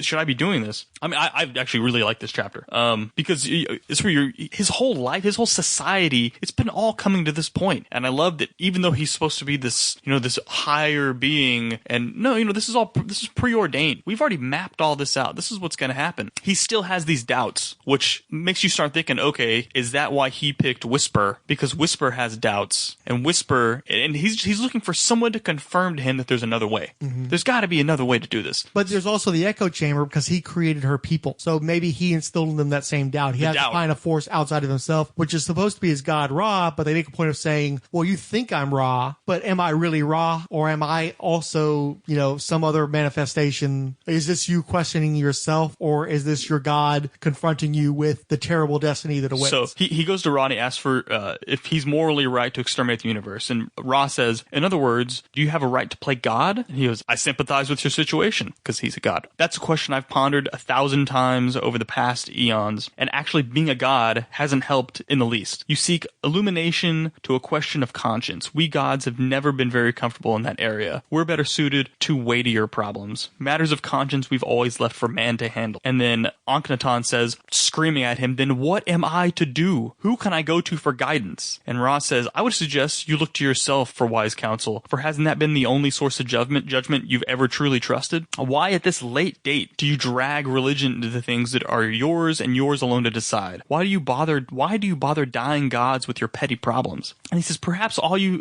truly seek is clarity. Were not your glimpses of the future gained by the use of forbidden drugs and powerful magics? Is the question, do you have the right to play God? Or is the question, do you have the duty to play God? Which I thought that whole exchange was just very, obviously there's a lot of stuff that is going on in this exchange, but there's a lot of red pill, blue pill in there. Well, a lot of red pill, blue pill, but also, the gods basically saying, am I really a god? Is this even happening? Are the futures that you and your folks all got together and decided that you determined, this is it. This has got to be the future. We've covered all the possibilities. This is the one option. This is the one option. And he was like, how did you even come to those conclusions? So, you know what I mean? Yeah.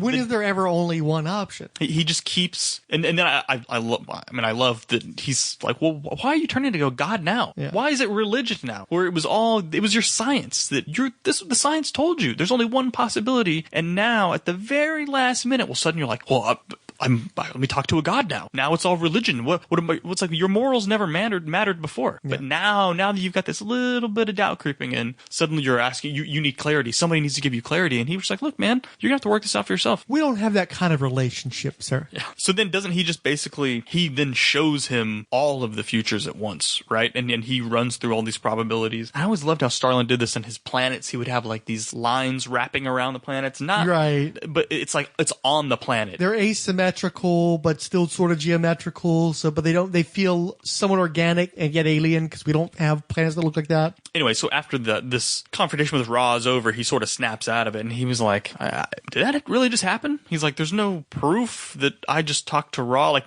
I don't know what just happened. And he was like, I think I just talked with Ra, but like I said, there's no evidence of it. It's just, I'm still in the room I was in before I started the trip, and now I'm just back in the room. And you've also got Vanth confronting Akhenaton because he finally realizes what Whisper was telling him, that the plan is we're going to blow everything to hell. We're just going to blow up the whole galaxy. Yeah, and then there's this series of where Ankh is talking back to them, and he's like, you question the wisdom of such a move? Is that it? Well, you wouldn't be so foolish if you saw the true face of zygotism. So I guess that the time has come for just that. Look deep into my eyes, into my soul, all of you. Look and see what I've seen in the past and in the future. Look at the horrors which is the Zygotian legacy. Chapter 10, Requiem. Well, hold on, sorry. Look at your alternative to death. So then that leads us to Chapter 10, Requiem, where it's the origin story of the Zygotian Empire. Which I also don't have in magazine form. So this was a trip, man. So, I mean, I guess this one's sort of a long story short for how this empire got started. They're literally the yin to the Orsorosians yang. Or no, I think they're the yang to their yin. Which one is the dark impulse? I have no. They're the dark impulse of the dual. So they showed they were alignments. They were basically this humanoid race that eventually just devolved into sex and drugs and rock and roll. Sex, drugs, rock and roll. They show needles and a clown head. I don't know what that's about. I do think I know what that's about, and you ought to as well because you read Warlock, right? It's in Warlock. And if you remember correctly, in Warlock, the clowns that appear before Adam Warlock are representations of the Marvel editorial staff and the madness of building these creations on a monthly basis only to watch it tumble down under its own weight. Basically, this elaborate critique of the Marvel method of producing comic books. And so it's funny that I assume that this image was in a Marvel publication, alluding to the decadence of the Marvel philosophy. So basically, they're saying that in this pool of debauchery arose.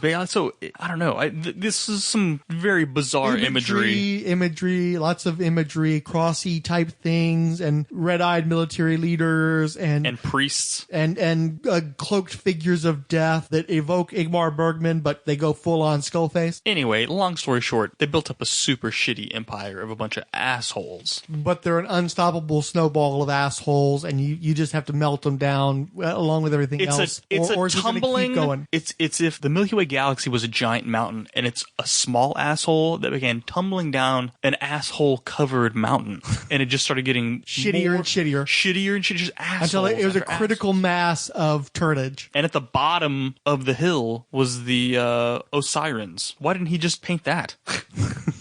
So I can't tell. Is this last page, this cloaked figure? Are these what the Zygothians became? So they literally even kind of look like the Osirans, only these dark cloaked. I'm not sure. It's been months since I read this chapter, and this one I don't think it had the same impact on me as it did you. I was just like, oh, okay, yeah, whatever. You guys are all going to die anyway. So anyway, it closes with him just basically saying, look, so now that you've seen how shitty these guys are, this is why we need to wipe out the universe. And it's not to wipe the universe to end it, it's so that there can be a new beginning. It may be without us, but we're not killing everything forever. We just are letting a new order they're hitting the reset button. That, and I think what it is too is that they're going to blow up the Milky Way galaxy with the knowledge that there is more to existence, more to the universe than just this one galaxy. So they're going to contain the Zygotians in the Milky Way, burn it out, and basically save everybody else from the threat of these warlike creatures. And yeah, I do think you're right. I do think that the Zygotians are very similar in body type to the Orsorosians, including the giant needle noses. And the fact that we're seeing this one-armed Zygotian is going to be important later on in the series. So I realize now that that's a very important image there, this one-armed Zygotian. Chapter 11, Nightfire. Nope. Yeah, again, I have to highlight that the last one that I had the Epic Illustrated on was the anniversary issue, covered in April 1981. So it looks like the publication schedule accelerated, and I don't get another one until October 1981, which does not include Nightfire. So basically, they've just explained, that, hey man, this is what we gotta do. We gotta kill these dudes. These are some bad fucking dudes. And they're like, all right, let's go kill these fucking guys. And as soon as they're getting ready to all hop in the ship and take off, the Zygodians show up on this deserted planet where they've been kind of hiding out. And of course, they're all trying to figure out how the hell did they find us here. And Vance's like, it's probably all your damn magic using, hopping in and out of dimensions and stuff. It's because that's now the second time they've honed on him doing that. And they probably have some awareness that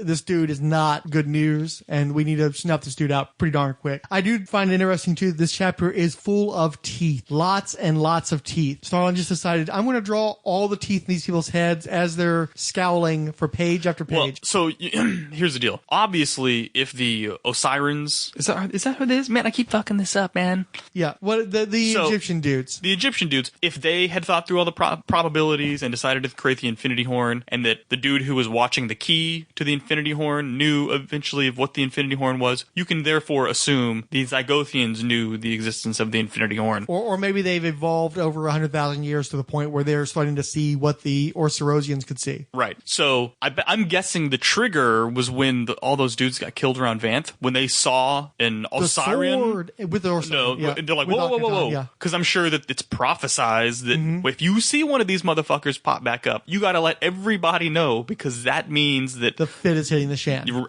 Exactly. The fit is hitting the shan. Very well done with that.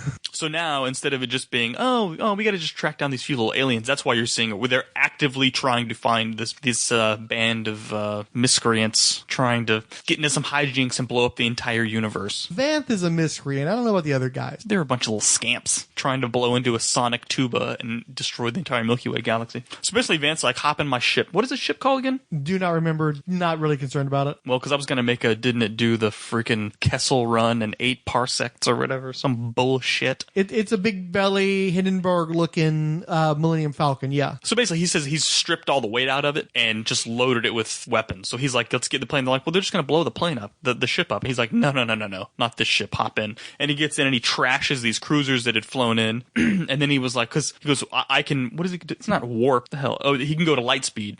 He goes, and these little ships can't. He's like, but they had to get here somehow, which means they're traveling in some giant dreadnought ship, which can go to light speed. So he's like, we need to find it and blow it up. And Ankh is like, what do you mean you're going to blow it up? They're invincible. You cannot blow these things up. And he's like, trust me. He goes, I'm going to take this fucking thing out. So basically he goes up and he starts circling their giant, what do they call this thing? Their giant mothership. And he starts circling it. And he's like, look, they're going to look at us and see my tiny little ship, and they're going to send a couple more cruisers after us. And that's all I'm waiting for. And as soon as they drop the shields to let the cruisers out, he flies basically towards where the ships are coming out, flies straight inside the shields and into the ship, and then just basically lets all hell break loose and blows it up from the inside. Anakin Skywalker. It's the Phantom Menace. Yeah, that's right. That's what he did, right? Yeah. I mean, it's not an 8-year-old kid, his first X-Wing, so it's a little bit more believable, but yeah, it's Phantom Menace. It's also Independence Day. Isn't that what they did in Independence Day? Didn't they get in through the shields or some shit? They dropped the shields long enough to fly. Man, I have not seen that movie in a long time. And unlike most people, it wasn't that memorable. I remember thinking it was extremely stupid even then, on video. And this is where, I don't know if they revealed it here or later on, or earlier on, but they find out that the Infinity Horn, is on a planet called Dream's End, unironically. So after they blow up the ship, they're like, all right, let's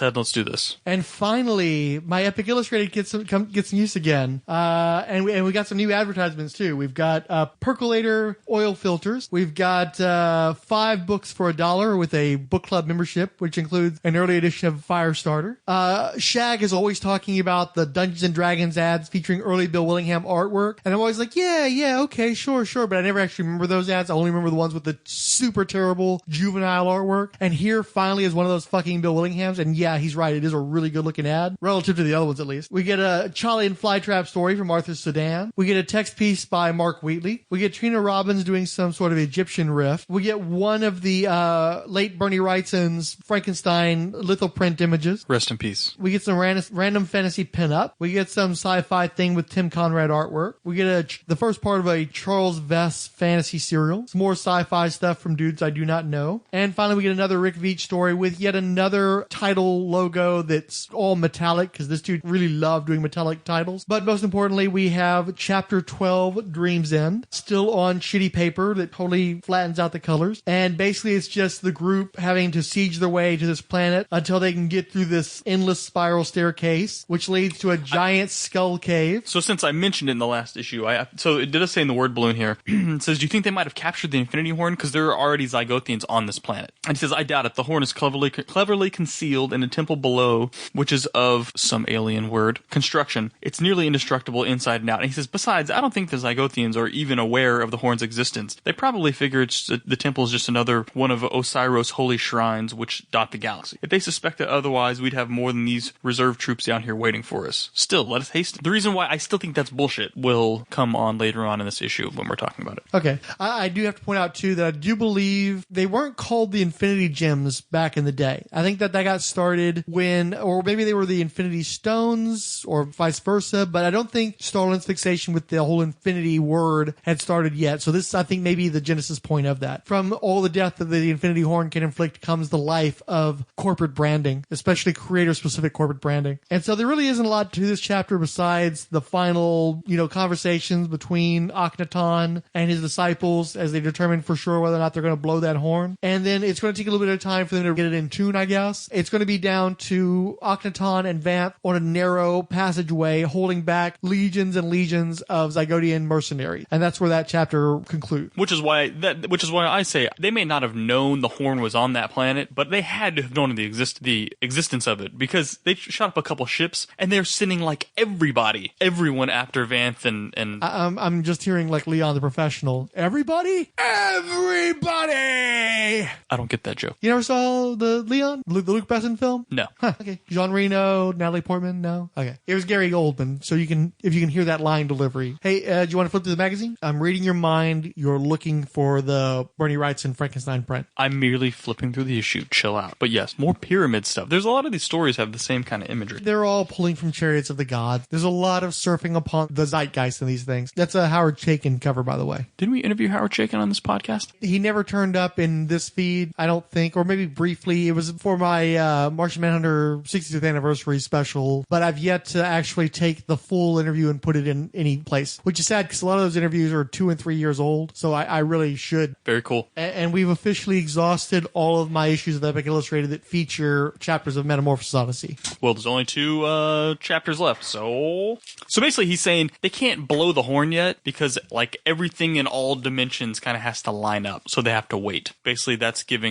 helping build the suspense, folks. So on the opening page of this, he's saying it's basically Ankh and Vanth, and they're standing with just hordes and hordes of Zygothians coming at them. And he says it's just no good. There's too many of these bastards coming too fast. I've never seen so many Zyg mercenaries fight so fiercely. And Ankh says that's because these Zygothian thralls aren't just following orders tonight. They know what we're about to do, and they're fighting for their lives. That's why they have to know what's going down. Yeah. Otherwise, why would these guys be fighting for their lives and not even for the Zygothians? Akhenaton gets his right arm blown off. It's chunky. We got bloody bones sticking out while he's still continuing to fight with his remaining appendages. I do like how you have this sometimes slightly goofy sci-fi fantasy thing going on, and then you'll get that kind of carnage, and it's like, whoa, shit, this really is a war story. Or it's just totally exploitative, but I can indulge in this type of exploitation. So then when the 3 of them are getting ready to blow on the Infinity Horn, Juliet says, I wonder if this is going to hurt. And what is Home Dude's name? Za. With an exclamation point. Za says, probably. Change usually does. Thanks for the encouragement, Za. Well, here goes nothing. No, Juliet. Here goes everything. And then they play for us the sound of their people. Stairway to Heaven? Could be Stairway. Stairway denied. No stairway denied. That's from a film called Wayne's World. Again, it is fortuitous that they happen to be in a skull-shaped cave, because there can then be a glowing skull, which then explodes along with the rest of the planet, except for this one beam of light that shoots out of the planet, and apparently through a nearby sun. And they sort of explain that Za, Juliet, and Whisper, they basically become gods, right? They ascend through their contact with the Infinity Horn, yeah. These are beings of a new breed, beings of pure energy. They linger for a timeless moment, as if shocked and confused by their own existence and the awesome sight of their afterbirth. But the uncertainty fades, and belief returns. The past is dead, and the promise of tomorrow must be fulfilled. A new beginning is born. But what of the other 2 souls that have survived this explosion? And it says, says the planet is known as Kaldor. It is the fourth planet of the star Chalfalon. Chalfalon is situated about 500,000 light years from the sector of space known as the Dark Sector. About 1 million years from the Dark Sector was known to its inhabitants as the Milky Way. So it's been 1 million years since the explosion that destroyed the Milky Way galaxy. Cue chapter 14. You'd think they'd want to end it on a 13, but no, chapter 14, Aftermath. Well, I guess they did end it for the most part on chapter 13. This is the Aftermath. So basically he says, well, why did we not die? Why did we survive? Why did we travel? Why have we been basically in hibernation for 1 million years? And he says, well, we've been hibernating. My astral ego has been directing us to this planet. My mythical senses have told me that your destiny awaits you here. He's like, what? What about Za and the girls? They lived. They stood in the heart of the infinity's release. That force plus spells of my own transformed them, changed them into something wondrous. They are now a new species of being that the stars have never seen before. They've escaped the weakness of the flesh. They are now beings of pure thought and energy. They are now gods. The Milky Way sacrificed itself so that they may live. And he's like, you mean it's all gone? We're the only ones left? Yes, I know it's hard to believe, but everyone and everything we've ever known is no more. We're standing in an entirely different galaxy. Where? About 500,000 light years from where was once the upper edge of the Milky Way. 500,000 light years? How long are we in that bubble of yours? I'd say about 1 million years. But Vanth is just trying to take all this in like 1 million years. Entire civilizations have probably risen and crumbled during that time. Hell, planets have been born and died while we've been napping in your tiny little green bubble. And everyone I've ever known is dead and forgotten for over 1 million years. He says, I'm afraid so. And he says, and we killed them, as he's pulling out his pistol. I prefer to think of it as sparing them the horror of Zygothian slavery and allowing them to participate in the birth of a new race of gods. And he says, I noticed you didn't stick around for the birth. I had the power to save myself, so I did. Well, what about me? Why'd you drag me along? What makes you think that I want to go on living after what we did? And he says, you must go on. Your work is not yet finished. He says, what do you mean? Kaldor and its surrounding star systems are chiefly populated with human and semi-human beings, as was the Milky Way. In fact, our two galaxies bear many striking similarities. This space sector has a need of a person of your particular qualities and talents. It's like, talents? You mean like my talent for killing? What have you got in mind? Ankatan? Wait, so at the end of this podcast and I still can't pronounce his fucking name. We've already destroyed an entire galaxy. Isn't that enough for you? What's it take to quench your bloodlust? How many more must die before you stop? Do you think I'm going to watch it happen all over again? I won't allow it. I won't.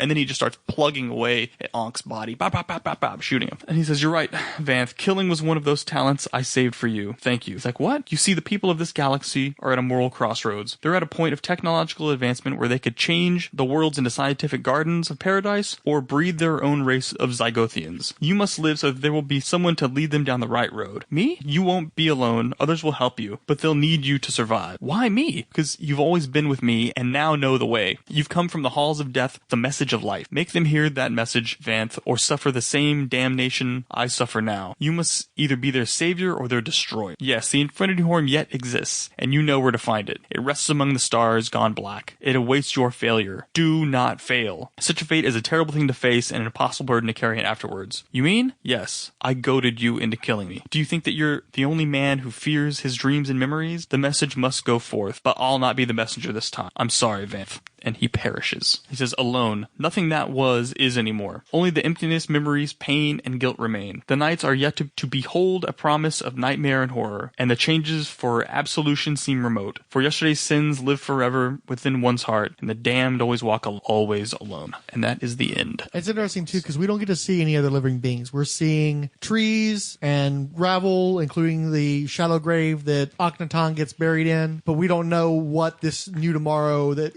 Vanth is walking into, involves. But you kind of know because I kind of told you where the series is going to go from here. So this is a comic book. Okay, yeah. Before we get into that too, I wanted to present some other stuff. Okay, obviously I've already mentioned I was a big fan of Dreadstar, and I'd already gotten the basics of the story through Dreadstar, but this story kept being denied me. And another thing was always taunted too, and kept it at the forefront of my mind, is I would buy comics. I think it was specifically continuity comics, but just comics in general, and there'd be advertisements for those kind of things you could only get through specialty outlets like lithograph sets and such. And so one of the things that was promised for years and years to me was the Metamorphosis Odyssey plate set from 1980. And finally, at the early days of eBay in the late 90s, I was able to order my Metamorphosis Odyssey print set, which I still have and present to you now. Ooh. Ooh. So you got a really nice black and white image of Vanth riding one of those polar bears that he slaughtered through the snow. Unfortunately, that's never reproduced in color anywhere else, so that's one of the reasons why I have to keep that envelope. Do you want to describe the print? I think they're named too, aren't they? Yeah, the first one is the Reprieve, and this is Za meeting Akhenaton. Akhenaton. Or Akhenaton, because there's no N. Yeah. Akhenaton of Osiris. While they're on those step stool thingies. The next one is Juliet, Ankh, and Za in the pyramid as Earth explodes. Do you actually see them or just the pyramid? No, they're in there. Okay, they've sort of got a Phantom Zone Criminals thing going on with translucency, yeah. Fourth is Intruder in Paradise, and that is Ankh, or it's mainly of Whisper with Ankh in the background. Do we have tits? Yes, sir. Affirmative. The last one. So there's no Vanth one? Oh, there's a Vanth one. Look up. Oh, word. I got that shit framed over my desk. The Meeting of Slayers. See, I ought to get more of these framed and put them up, but that was the one that was, I mean, my favorite image is actually the shot on the envelope. Yeah, that is nice. It's a little cheesy to try to frame an envelope, plus I'd have to cut it to fit it in a frame. I didn't want to have to do that. And the other images are nice enough, but it's sort of an all or nothing situation. And I'm not comfortable putting Whisper's bare breasts up on the wall. It's very 70s. And also, to be honest with you, she's got a major granny face going on here. And not like a happy granny either. This is a really sullen, so I just want to keep the rest of the prints off the side. And it's also kind of a problem too, is because I keep them in the original envelope. I'm sure that these things are just getting eaten up with the acid from off the envelope, but I haven't done anything to correct for that. And so, like I said, ads for those prints were always taunting me for the story that I couldn't get a hold of. And then they finally did release a collected edition in the year 2000. The year 2000. In the year 2000. Jim Starlin had set up a working relationship with Slave Labor Graphics. He had been working at DC. The work had kind of dried up there. Marvel didn't really want to work with any of the veteran talent in that time period. So he ended up with this company that really specialized in boutique indie projects, a lot of goth stuff. The most famous thing probably to come out of Slave Labor, I can't remember. I think that Milk and Cheese is probably the most famous thing to come out of them. But arguably the second, or possibly even first, would be Yonan Vasquez's Johnny the Homicidal Maniac, which used to always be a hot topic. So they tried to reproduce the Metamorphosis Odyssey. So I've had this book for 17 years because I made a point of buying this as soon as it came out. And yet I couldn't quite bring myself to read it. And you might take a look at it and you'll probably see why that's the case. The cover being the print that you have framed. Mm-hmm. But because the dimensions don't really work, especially if you don't do it as a wraparound, it has enormous print text on the cover. The Metamorphosis Odyssey! Probably because this is some of the most shitbox reprinting I've ever seen in my life. It's really fucking terrible. It's all black and white. It's worse than those Epic on the shitty pages. It's a reasonably heavy stock paper, but the reproduction is so washed out and like everything kind of bleeds together. And it's like sometimes it's hard to differentiate characters from sky, from borders and everything else. It just looks like garbage. So this was the first opportunity I could have finally read the whole thing, and I just could never bring myself to read it because I knew that I was going to get a diminished experience through that reproduction. Yeah, this is terrible. And look at the price tag too on the back. $11 in 2000? 2000, yeah. So at least it was cheap. But man, I wish they doubled the price and given me some color. Or put shittier page stock and put it in color. Because like you said, that's a thick card stock. Yeah. Each page is rather thick. And see, it's not even, they're not blacks. It's grays. Everything is gray. It's just grayer. And just there's a real inability to differentiate stuff. Everything looks like you fucked up the contrast on your TV. Or it's like a really cheap old black and white television set. But what's funny is I do think that this is a new painting of Akhenaton on the back. So that's one of the ways that I was able to justify continuing to have this. But yeah, that's enormous Dreadstar Volume 1, The Metamorphosis Odyssey. But I did finally get my Dynamite hardcover version gloriously reproduced. But even still, that came out in 2010, 10 years later, and I still waited another 7 years roughly to finally read the thing. So I can't really explain that. I guess I just didn't have the motivation at the time. I was probably working on other stuff. I was doing the blogging pretty heavily. I was doing daily blogging, so I probably just never could quite get myself to a place to cover this story. But it's been a long time coming. How much did you pay for those prints? I do not remember. Well, somebody's selling a set on eBay right now for $70. Jeepers. Well, are they selling it or are they asking for $70? Well, they're asking for $70. I did not for sure but pay $70. It says was $89.99. Oh, well, thanks for that discount. You know what had probably happened is he probably saw that the project had been optioned a few years ago and it's just been sitting up there ever since. I wanted $90 for this thing that's going to be turned into a movie. Oh, it's 2 years later and the movie still hasn't happened yet? Well, I'll take $20 off of it. Yeah, it's probably been perpetually on eBay. Yeah, meanwhile, I'm confident that I paid less than $30 for mine, and I really think I paid less than $20 for mine, or thereabout. I don't believe that I would have paid more than $30, and I really don't think that I was pushing my limits. It may have very well have been more in the neighborhood of like $10, $15, but then I forget that was almost fucking 20 years ago at this point, so. True. Boy, you could get some good deals on eBay back then. Ugh, man, it's just a totally different. eBay is just nothing like it used to be. There's still the occasional good deal, but it's a bizarre place. Yeah. It's all buy it now bullshit, and it's weird. It's not really auctioning anymore like it used It's more of a marketplace, right? Yeah. Yeah, I've seen that some too. So, sorry, I got you sidetracked. You were talking about the book. Hey, what do we think about this book? I waited 30 years to finally read the whole thing. It's really hard to live up to 30 years worth of expectations. But thankfully, 20 years ago almost, thereabouts. Yeah, probably be a little bit longer than that actually. I did read those Epic Illustrated, so I kind of had a sense of where it was going. It doesn't really live up to the Metamorphosis Odyssey. And it really, when you think about it, at the end of the day, it's just a Dreadstar origin story. And it's not really his real origin story because you've got all the stuff that they allude to happening in his life before he becomes the guy who's going to defend these other characters. So it's really just more of a motivation story. It's like, well, why is Vamp Dreadstar getting involved in the Instrumentality Monarchy War? Because he was involved in the genocide of an entire galaxy, which is why he gets labeled as Vamp Dreadstar, where I think throughout this story he's just called Vamp. Yeah. Because he's the dude who killed an entire galaxy, which is pretty badass reputation when you break it down. At the same time, genocide, not really his fault. I mean, he was kind of enabled without having a full comprehension of what he was getting involved in. Obviously had an enormous amount of remorse. But yeah, it's a great big origin story. And for me, honestly, it just played a lot better as a synopsis before the real story gets started, the stuff that I'm really involved in. But I did appreciate that it really sells what a ruthless fucking killer this dude was, how fucking graced with the art of indeathening this dude was. And because this story is so much more violent than Dreadstar, the comic book series, once it becomes like an actual pen and ink, flats colored comic book, it goes to places in terms of its darkness and its carnage that you don't get to see so much in the actual comic books. So when the dude's chopping shit up, he's chopping the shit out of shit, he's blasting the shit out of shit. It definitely sells you on this is the guy you want to be having on your side during a big ass war. And it also explains why he'd be looking for a better resolution than just fighting the war to its natural conclusion. He's trying to figure out how to end the war without it coming down to mano a mano. I'm killing you, you're killing me until we're running out of people to die. But at the same time, the paintings are good, but you know, after a while, it's sort of like it loses its impact. Like for me, a painted artwork works really great as a spot illustration, but in sequential storytelling, there's always going to be that sort of stiffness. There's always going to be this sort of distancing because paintings just don't emote the way that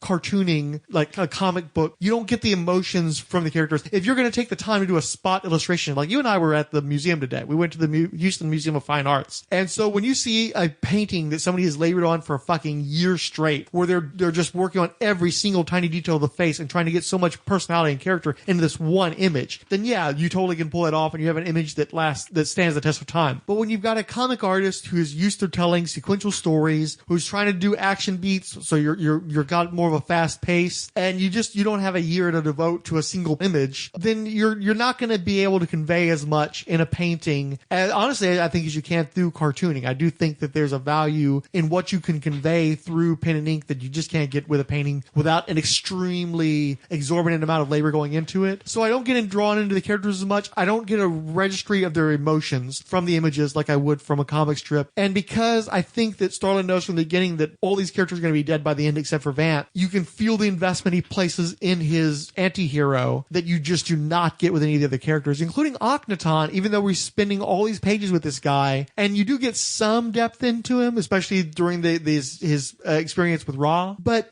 they're all going to die. And you kind of get the sense that Starlin knows this. And so he's really only into this one character. And so out of this whole story, the only thing you really get out of it is, hey, I really like Vant. Well, but I'll say that's why I specifically pointed out that was the highlight of the book for me, was him discuss. Well, one, I think that the painted art really works in that issue, even though it's the most bizarre of the painted works. Much more experimentation, because and the textures really, it's doing stuff that you can't do with a comic book. Because he's tripping. So to me, it's all about the color color, and you know, it was this late 70s, early 80s. The colors weren't freaking amazing, right? So I think the painted artwork really helps kind of convey the trip he's on.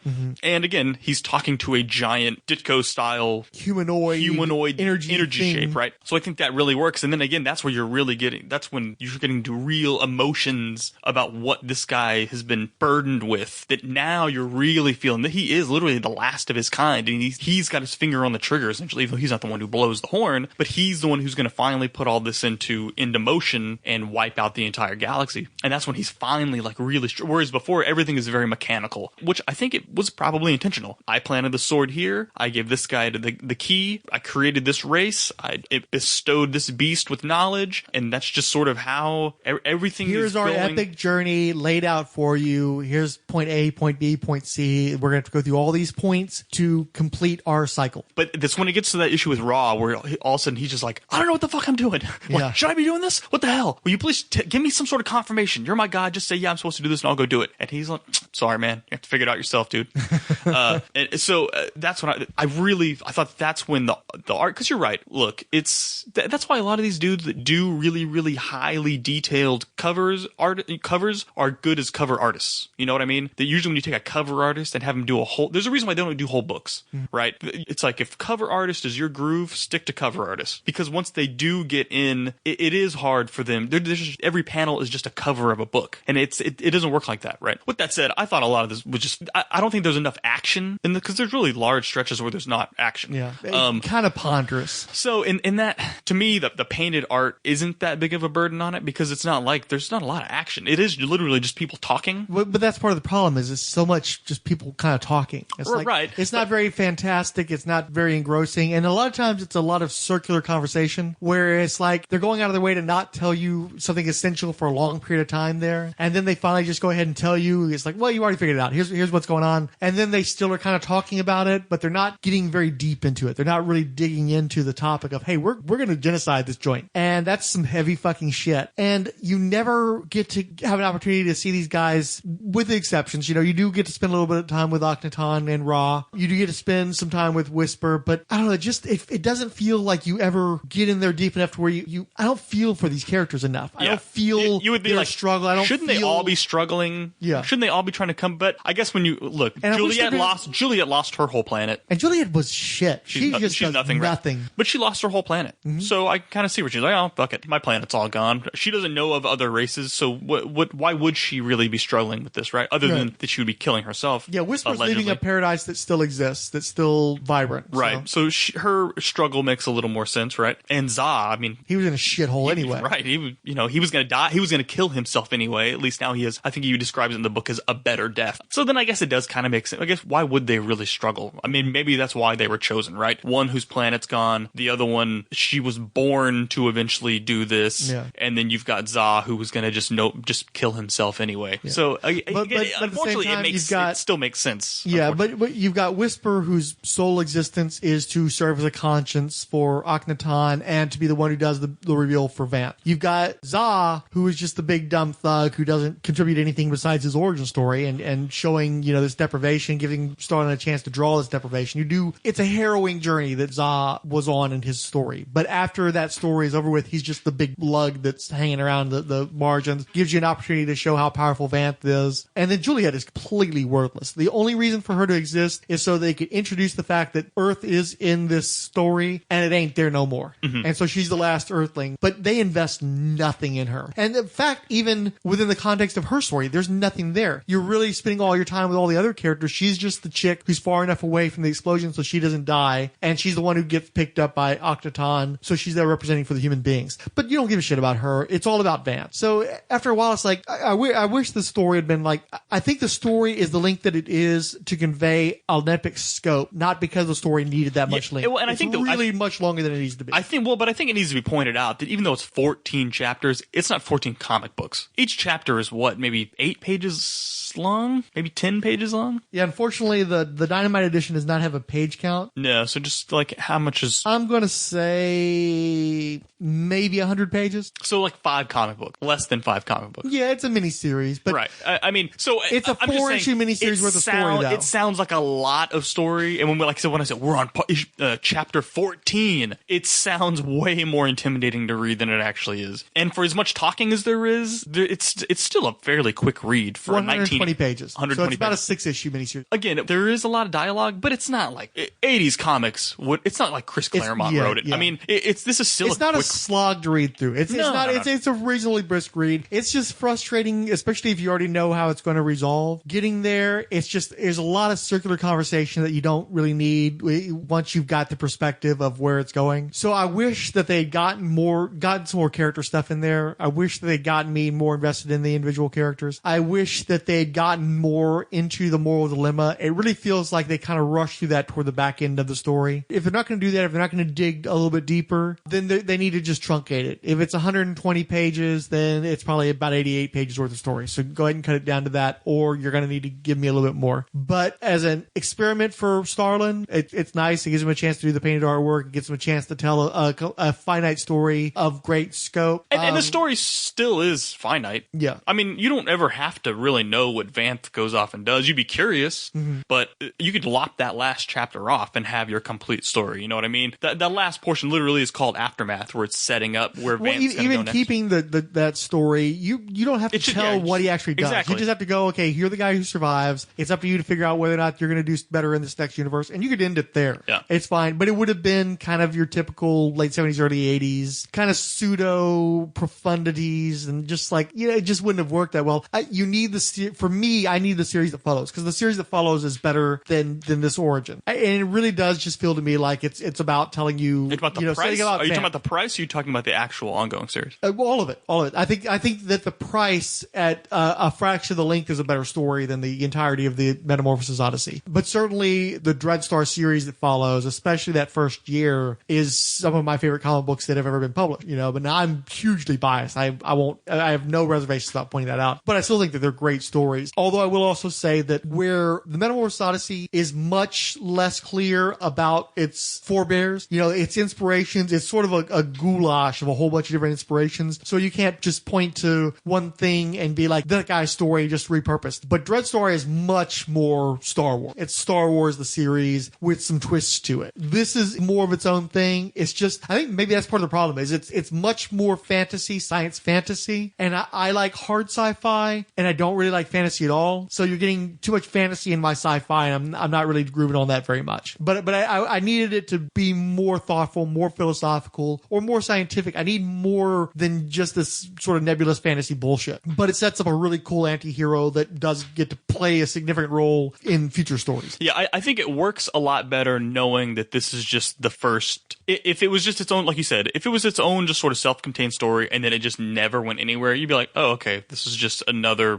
forgettable 70s wank, right, for a creator. But I think it does work well in the context of where it leads. And since it does eventually lead into an ongoing story, I still think that if we're going to plan on reading more Dreadstar. Oh, yeah. I mean, especially now that we've, because it's a big hump to get over when you've got this protracted story and it's all these different chapters. And like me, I've got a nice hardcover book, right? I don't really want to be like, hey, here's my hardcover book. It's like, no, I'm kind of possessive about this. It took me a long time to get this story, get it into one place, get it in a really great production. And I don't want to hand you this fucking bullshit slave labor graphic novel. So just the simple fact that you went and finally bought your own copy of the hardcover is like, oh, you've got your own now? Let's fucking do this then. Yeah. Let's get this done. I read Metamorphosis Odyssey before I knew you'd bought those, but once I was like, yeah, I read this. We should probably do something about that. It's like, yeah, I bought those. Really? Please read that now. Yeah, I got some really good deals on. I think I paid maybe $12 for this thing on Amazon. I mean, it's really not. I know I paid a hell of a lot more than $12. Let's see, the cover price is $30. So I paid it minimum $15, and I really think I probably paid closer to $20-25 because I did not get a good discount on Dynamite stuff at the time that I bought this. It's not just the Metamorphosis Odyssey in this book either, right? Dreadstar at the beginning is bigger than that, but I think that our next installment, when we get around to the next one, will probably be called Dreadstar at the beginning. So, because I figure we will cover the price, the Dreadstar graphic novel, and this little side story they did. Alternately, we may just cover the price. The price on its own was a graphic novel, so we could do that as its own installment. Because this is going to be a long ass episode, so we might just. I paid $20. I paid $20 for it. You really for just the one? But yeah, but it's still kind of a big hump to get over because it's a sprawling story. It's pretty involved. You've got to have and also we were going to wait on Fix It, and I just got tired of waiting on Fix It. And it's like, let's just do this. Fix It can jump in on the next round. But I'm still grateful to finally own the complete story. story. And because I have such a love for Dreadstar, and because it's packaged with stories I like better, I'm happy to finally have this. Yeah. And again, since you do get other good stories with the story, I still recommend people get it and read it. And it's not nearly as intimidating a read as it sounds. Yeah. And I think that it is still very pretty. Yeah. And,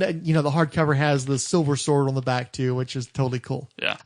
Tell me all you want about your lightsabers, but I think Dreadstar's sword is just way cooler. I love that weird hatchet handle thing it's got going on. Nobody has a sword like this. This is so Dreadstar's sword. I was going to say something else. Plus, it's got that sweet cover, which is based on a pinup that was in one of the issues in the first year of the series. Either that, or this might have been the cover of the Marvel Age that did the feature story on Dreadstar launching as a series. But it's been recolored. Jim Starlin got really into computer graphics and computer coloring, so I'm pretty sure he did that himself. And it looks pretty darn spiffy. The original version was just red background, which is eye-catching, but this is way prettier and does a better job of reflecting material because it has a painterly quality to it. And he sure as fuck looked like some kind of death dealer on that cover, too. Yeah, he is all business on that cover. And so those characters were archetypes that I wanted to bring into the stories because I knew at the end the majority of them was going to be changed and go off into this and be the next stage of this evolutionary thing. So Juliet, Za, and Wispar all were created with a very finite lifespan. Akadon was the same because, like Moses, he wasn't going to make it to the promised land. And that left me with only the dissatisfied warrior with Dreadstar.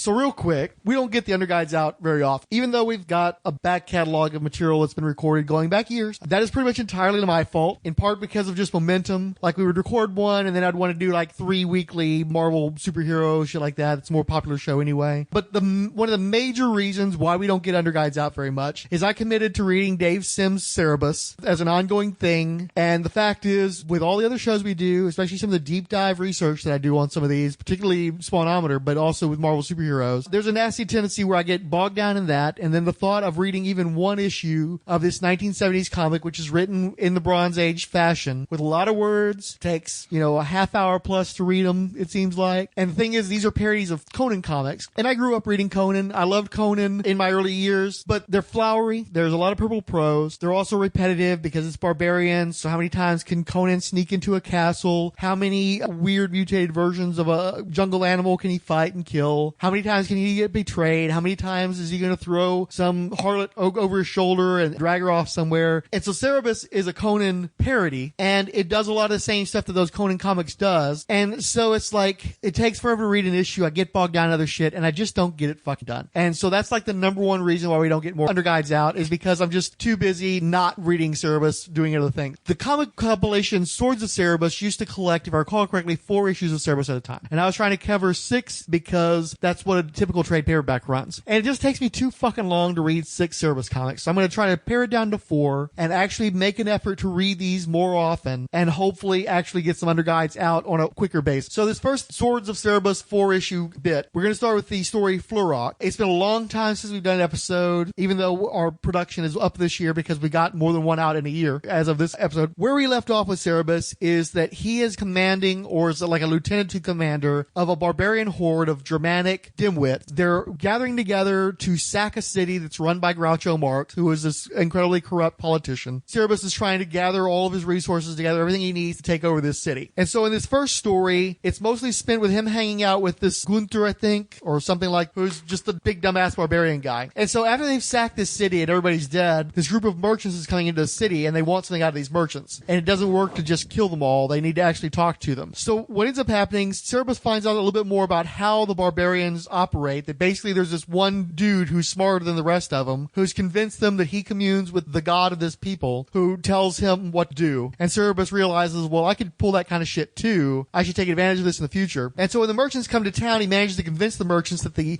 all the dead bodies aren't from a pillaging, but from a plague. And then he uses their own anxiety against them to make them think that they have the plague and that he is the only person who has the cure, and manages to sell them, old backwash as the cure for the plague and get a bunch of money and resources out of them. But because the barbarians don't respect cunning, he then tells them a story about how he basically just bullied these guys into giving them whatever he wanted to. And the big dumb guy who hangs out with him just like, oh yeah, I remember that. It was great. And so Cerebus realizes, okay, it's not that hard to become a god among these people. Very politically astute in 2016, 17, 18. And so that's what he does. He basically realizes he's going to be able to manipulate these idiots to do whatever he wants to, as long as he tells them what they want to hear. So in the next story, She-Devil in the Shadows, Gunther, whatever the hell his name is, he's getting conned by a tarot card reader. Cerebus is not happy with him blowing their money on tarot readings, tries to confront this woman, while also working with another merchant, trying to, again, get a bigger army together, expand the army. Well, the merchant has like this one Maltese falcon thing, whatever the hell you want to call it. It's like a crystal owl, and they need the second one. So Cerebus has to go to this haunted tavern to try to acquire this second owl. It turns out that Red Sophia is underneath this tavern, killing anybody that comes down there. He barely managed to escape with his life. And he finds that her father, the wizard guy, has lost track of Red Sophia. He created like a simulacrum of her, and she's this crazy, bloodthirsty homunculus, whatever the fuck she is. So they're now trapped under the tavern and can't get out again. But the wizard also conjured up some weird tentacle Lovecraftian thing. And so they managed to throw this thing at the fake Red Sophia and get out from under the tavern. Then we move on to Mind Game. And this is an episode where, again, Cerebus goes back to confront the tarot card reader, who turns out to be part of like a feminist cult, which is something we're going to deal with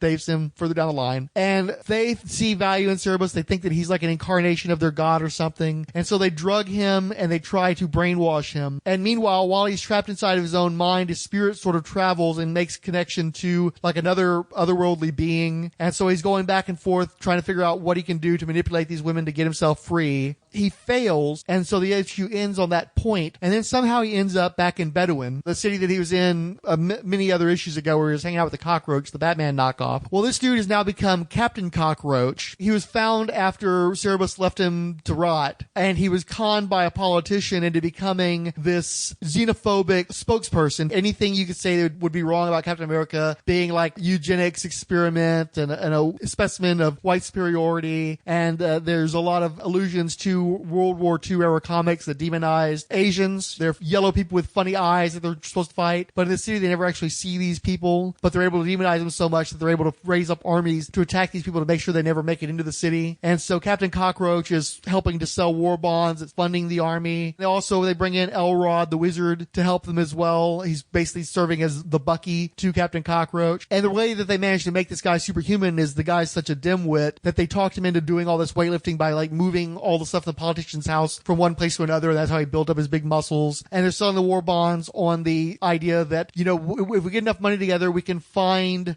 Dr. Reichenstein's formula so that you guys can all be muscle men too. We're going to be the superior race and blah, blah, blah. So an assassin who works with the people that these guys are afraid of and demonizing turns up and tries to kill Captain Cockroach, Elrod, and Cerebus. Cerebus is aware that this guy's like a badass assassin and they're in serious trouble, and that he feels like most likely what's going to happen is the two tall guys with him are going to die, and he'll be lucky if he gets loose. But the problem is he got tricked into drinking something that's somewhat equivalent to absinthe, and he feels like that's interacting with the drugs that the feminists put into his system, and so he keeps lapsing into this drug stupor. And so the episode ends on a cliffhanger where he's blitzed out again and knocked himself out because he managed to not wield his belt bolo correctly, and so he's knocked out and the assassin's closing in, and that's where we end this 4-issue arc. The stories were okay. The art's good, but not as good as some some of the ones we've discussed in previous episodes. I've got 4 more issues in the first volume, so I've got an incentive to knock this out because I know the book is supposed to take a real big uptick on the next volume. But right now,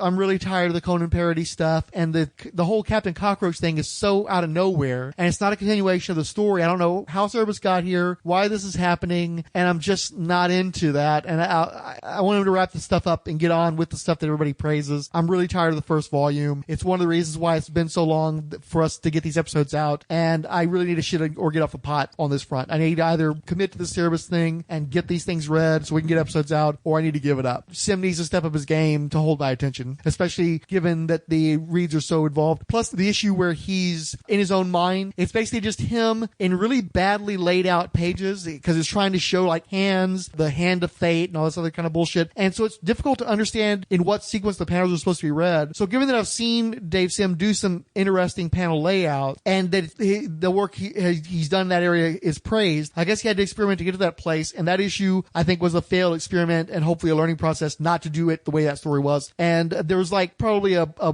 3 or 4 week gap in between the third and the fourth issues because I was so turned off by how badly the story was being told and how disinterested I was in a story that takes place entirely in Cerebus's mind and cross-hatched shading of backgrounds. I was bored. I'm looking forward to Gerhard coming in and doing his work as well. So right now, just trying to power through this Cerebus. So hopefully it's going to get a lot better. So how many issues are you totally in now? I think I'm into the 20s now, or very late teens at this point. So a couple years in? Year and a half? I'm in the second year of publishing, I think. I don't remember if the book was monthly, bi-monthly, or something like that. Yeah, I guess so that would, I'm not sure what the publishing's, but yeah. He's obviously gotten better, but he's in kind of a bad place where I think he's trying to figure out where the book's going to go, and I'm suffering for it. Nice.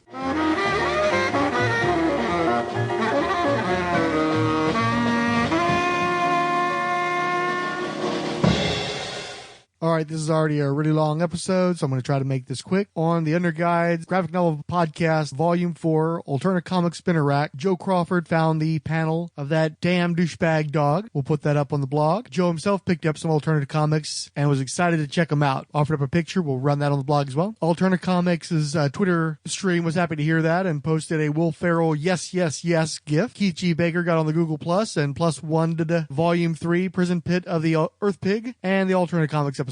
On Facebook, we got affections from Joe Crawford, Ruth Sutherland, Ali Bat, Cerebus Film, Debache, and Michael Wagner. Other underreaders found on Twitter were Ali Bat, Ange, Ascani's son, Bob Buster, Brian Mulvey, Selena Rodriguez, Cerebus Film, Chris at Bad Books for Beginners, Comics Tweet, David G. Gould, Darren and Ruth Sutherland, Dirk Ashton, Ed Moore at Indie Comics Fan, Marvel Bronze Age, Miskatonic, and Teal Productions, plus Inigo Montoya, Joe Crawford, Joey Turnid, Jorge Salvador Urado, Jude DeLuca's turning 27 this month, Keith G. Baker, Ken Solo, Knowing Flame Comic, North Techie Boy, Odell Abner Dracula, Professor Frenzy, Ryan Daly, Sean McLaughlin, Siskoid, Steve Sellers, Terry Mayo, the writer of Wicked Righteous, Tony Wolf, Trey Baldwin, Unearthly Visions, Vinicius Carrero, Watchman, and the Wicked Righteous's Twitter feed. Michael Wagner wrote, you check out the Catalyst Prime line from Lion Forge. Great comics, tons of diversity. I have not. I got the free comic book day book and I still haven't even read that one. Joe Crawford wrote, digging the episode. We'll have to pick up some of these and try this week. And I totally thought the same thing about the Doppelganger cover. I'm going to pick up some alternative comics single issues this week after listening to the podcast that Rolled Spine did. Darren Sutherland wrote, downloading the latest to get through this midweek morning. A very welcome return. I always enjoy these episodes. Great discussion of alternative comic. I recently read I Home, but wasn't familiar with most of the other titles. Thanks for the introduction.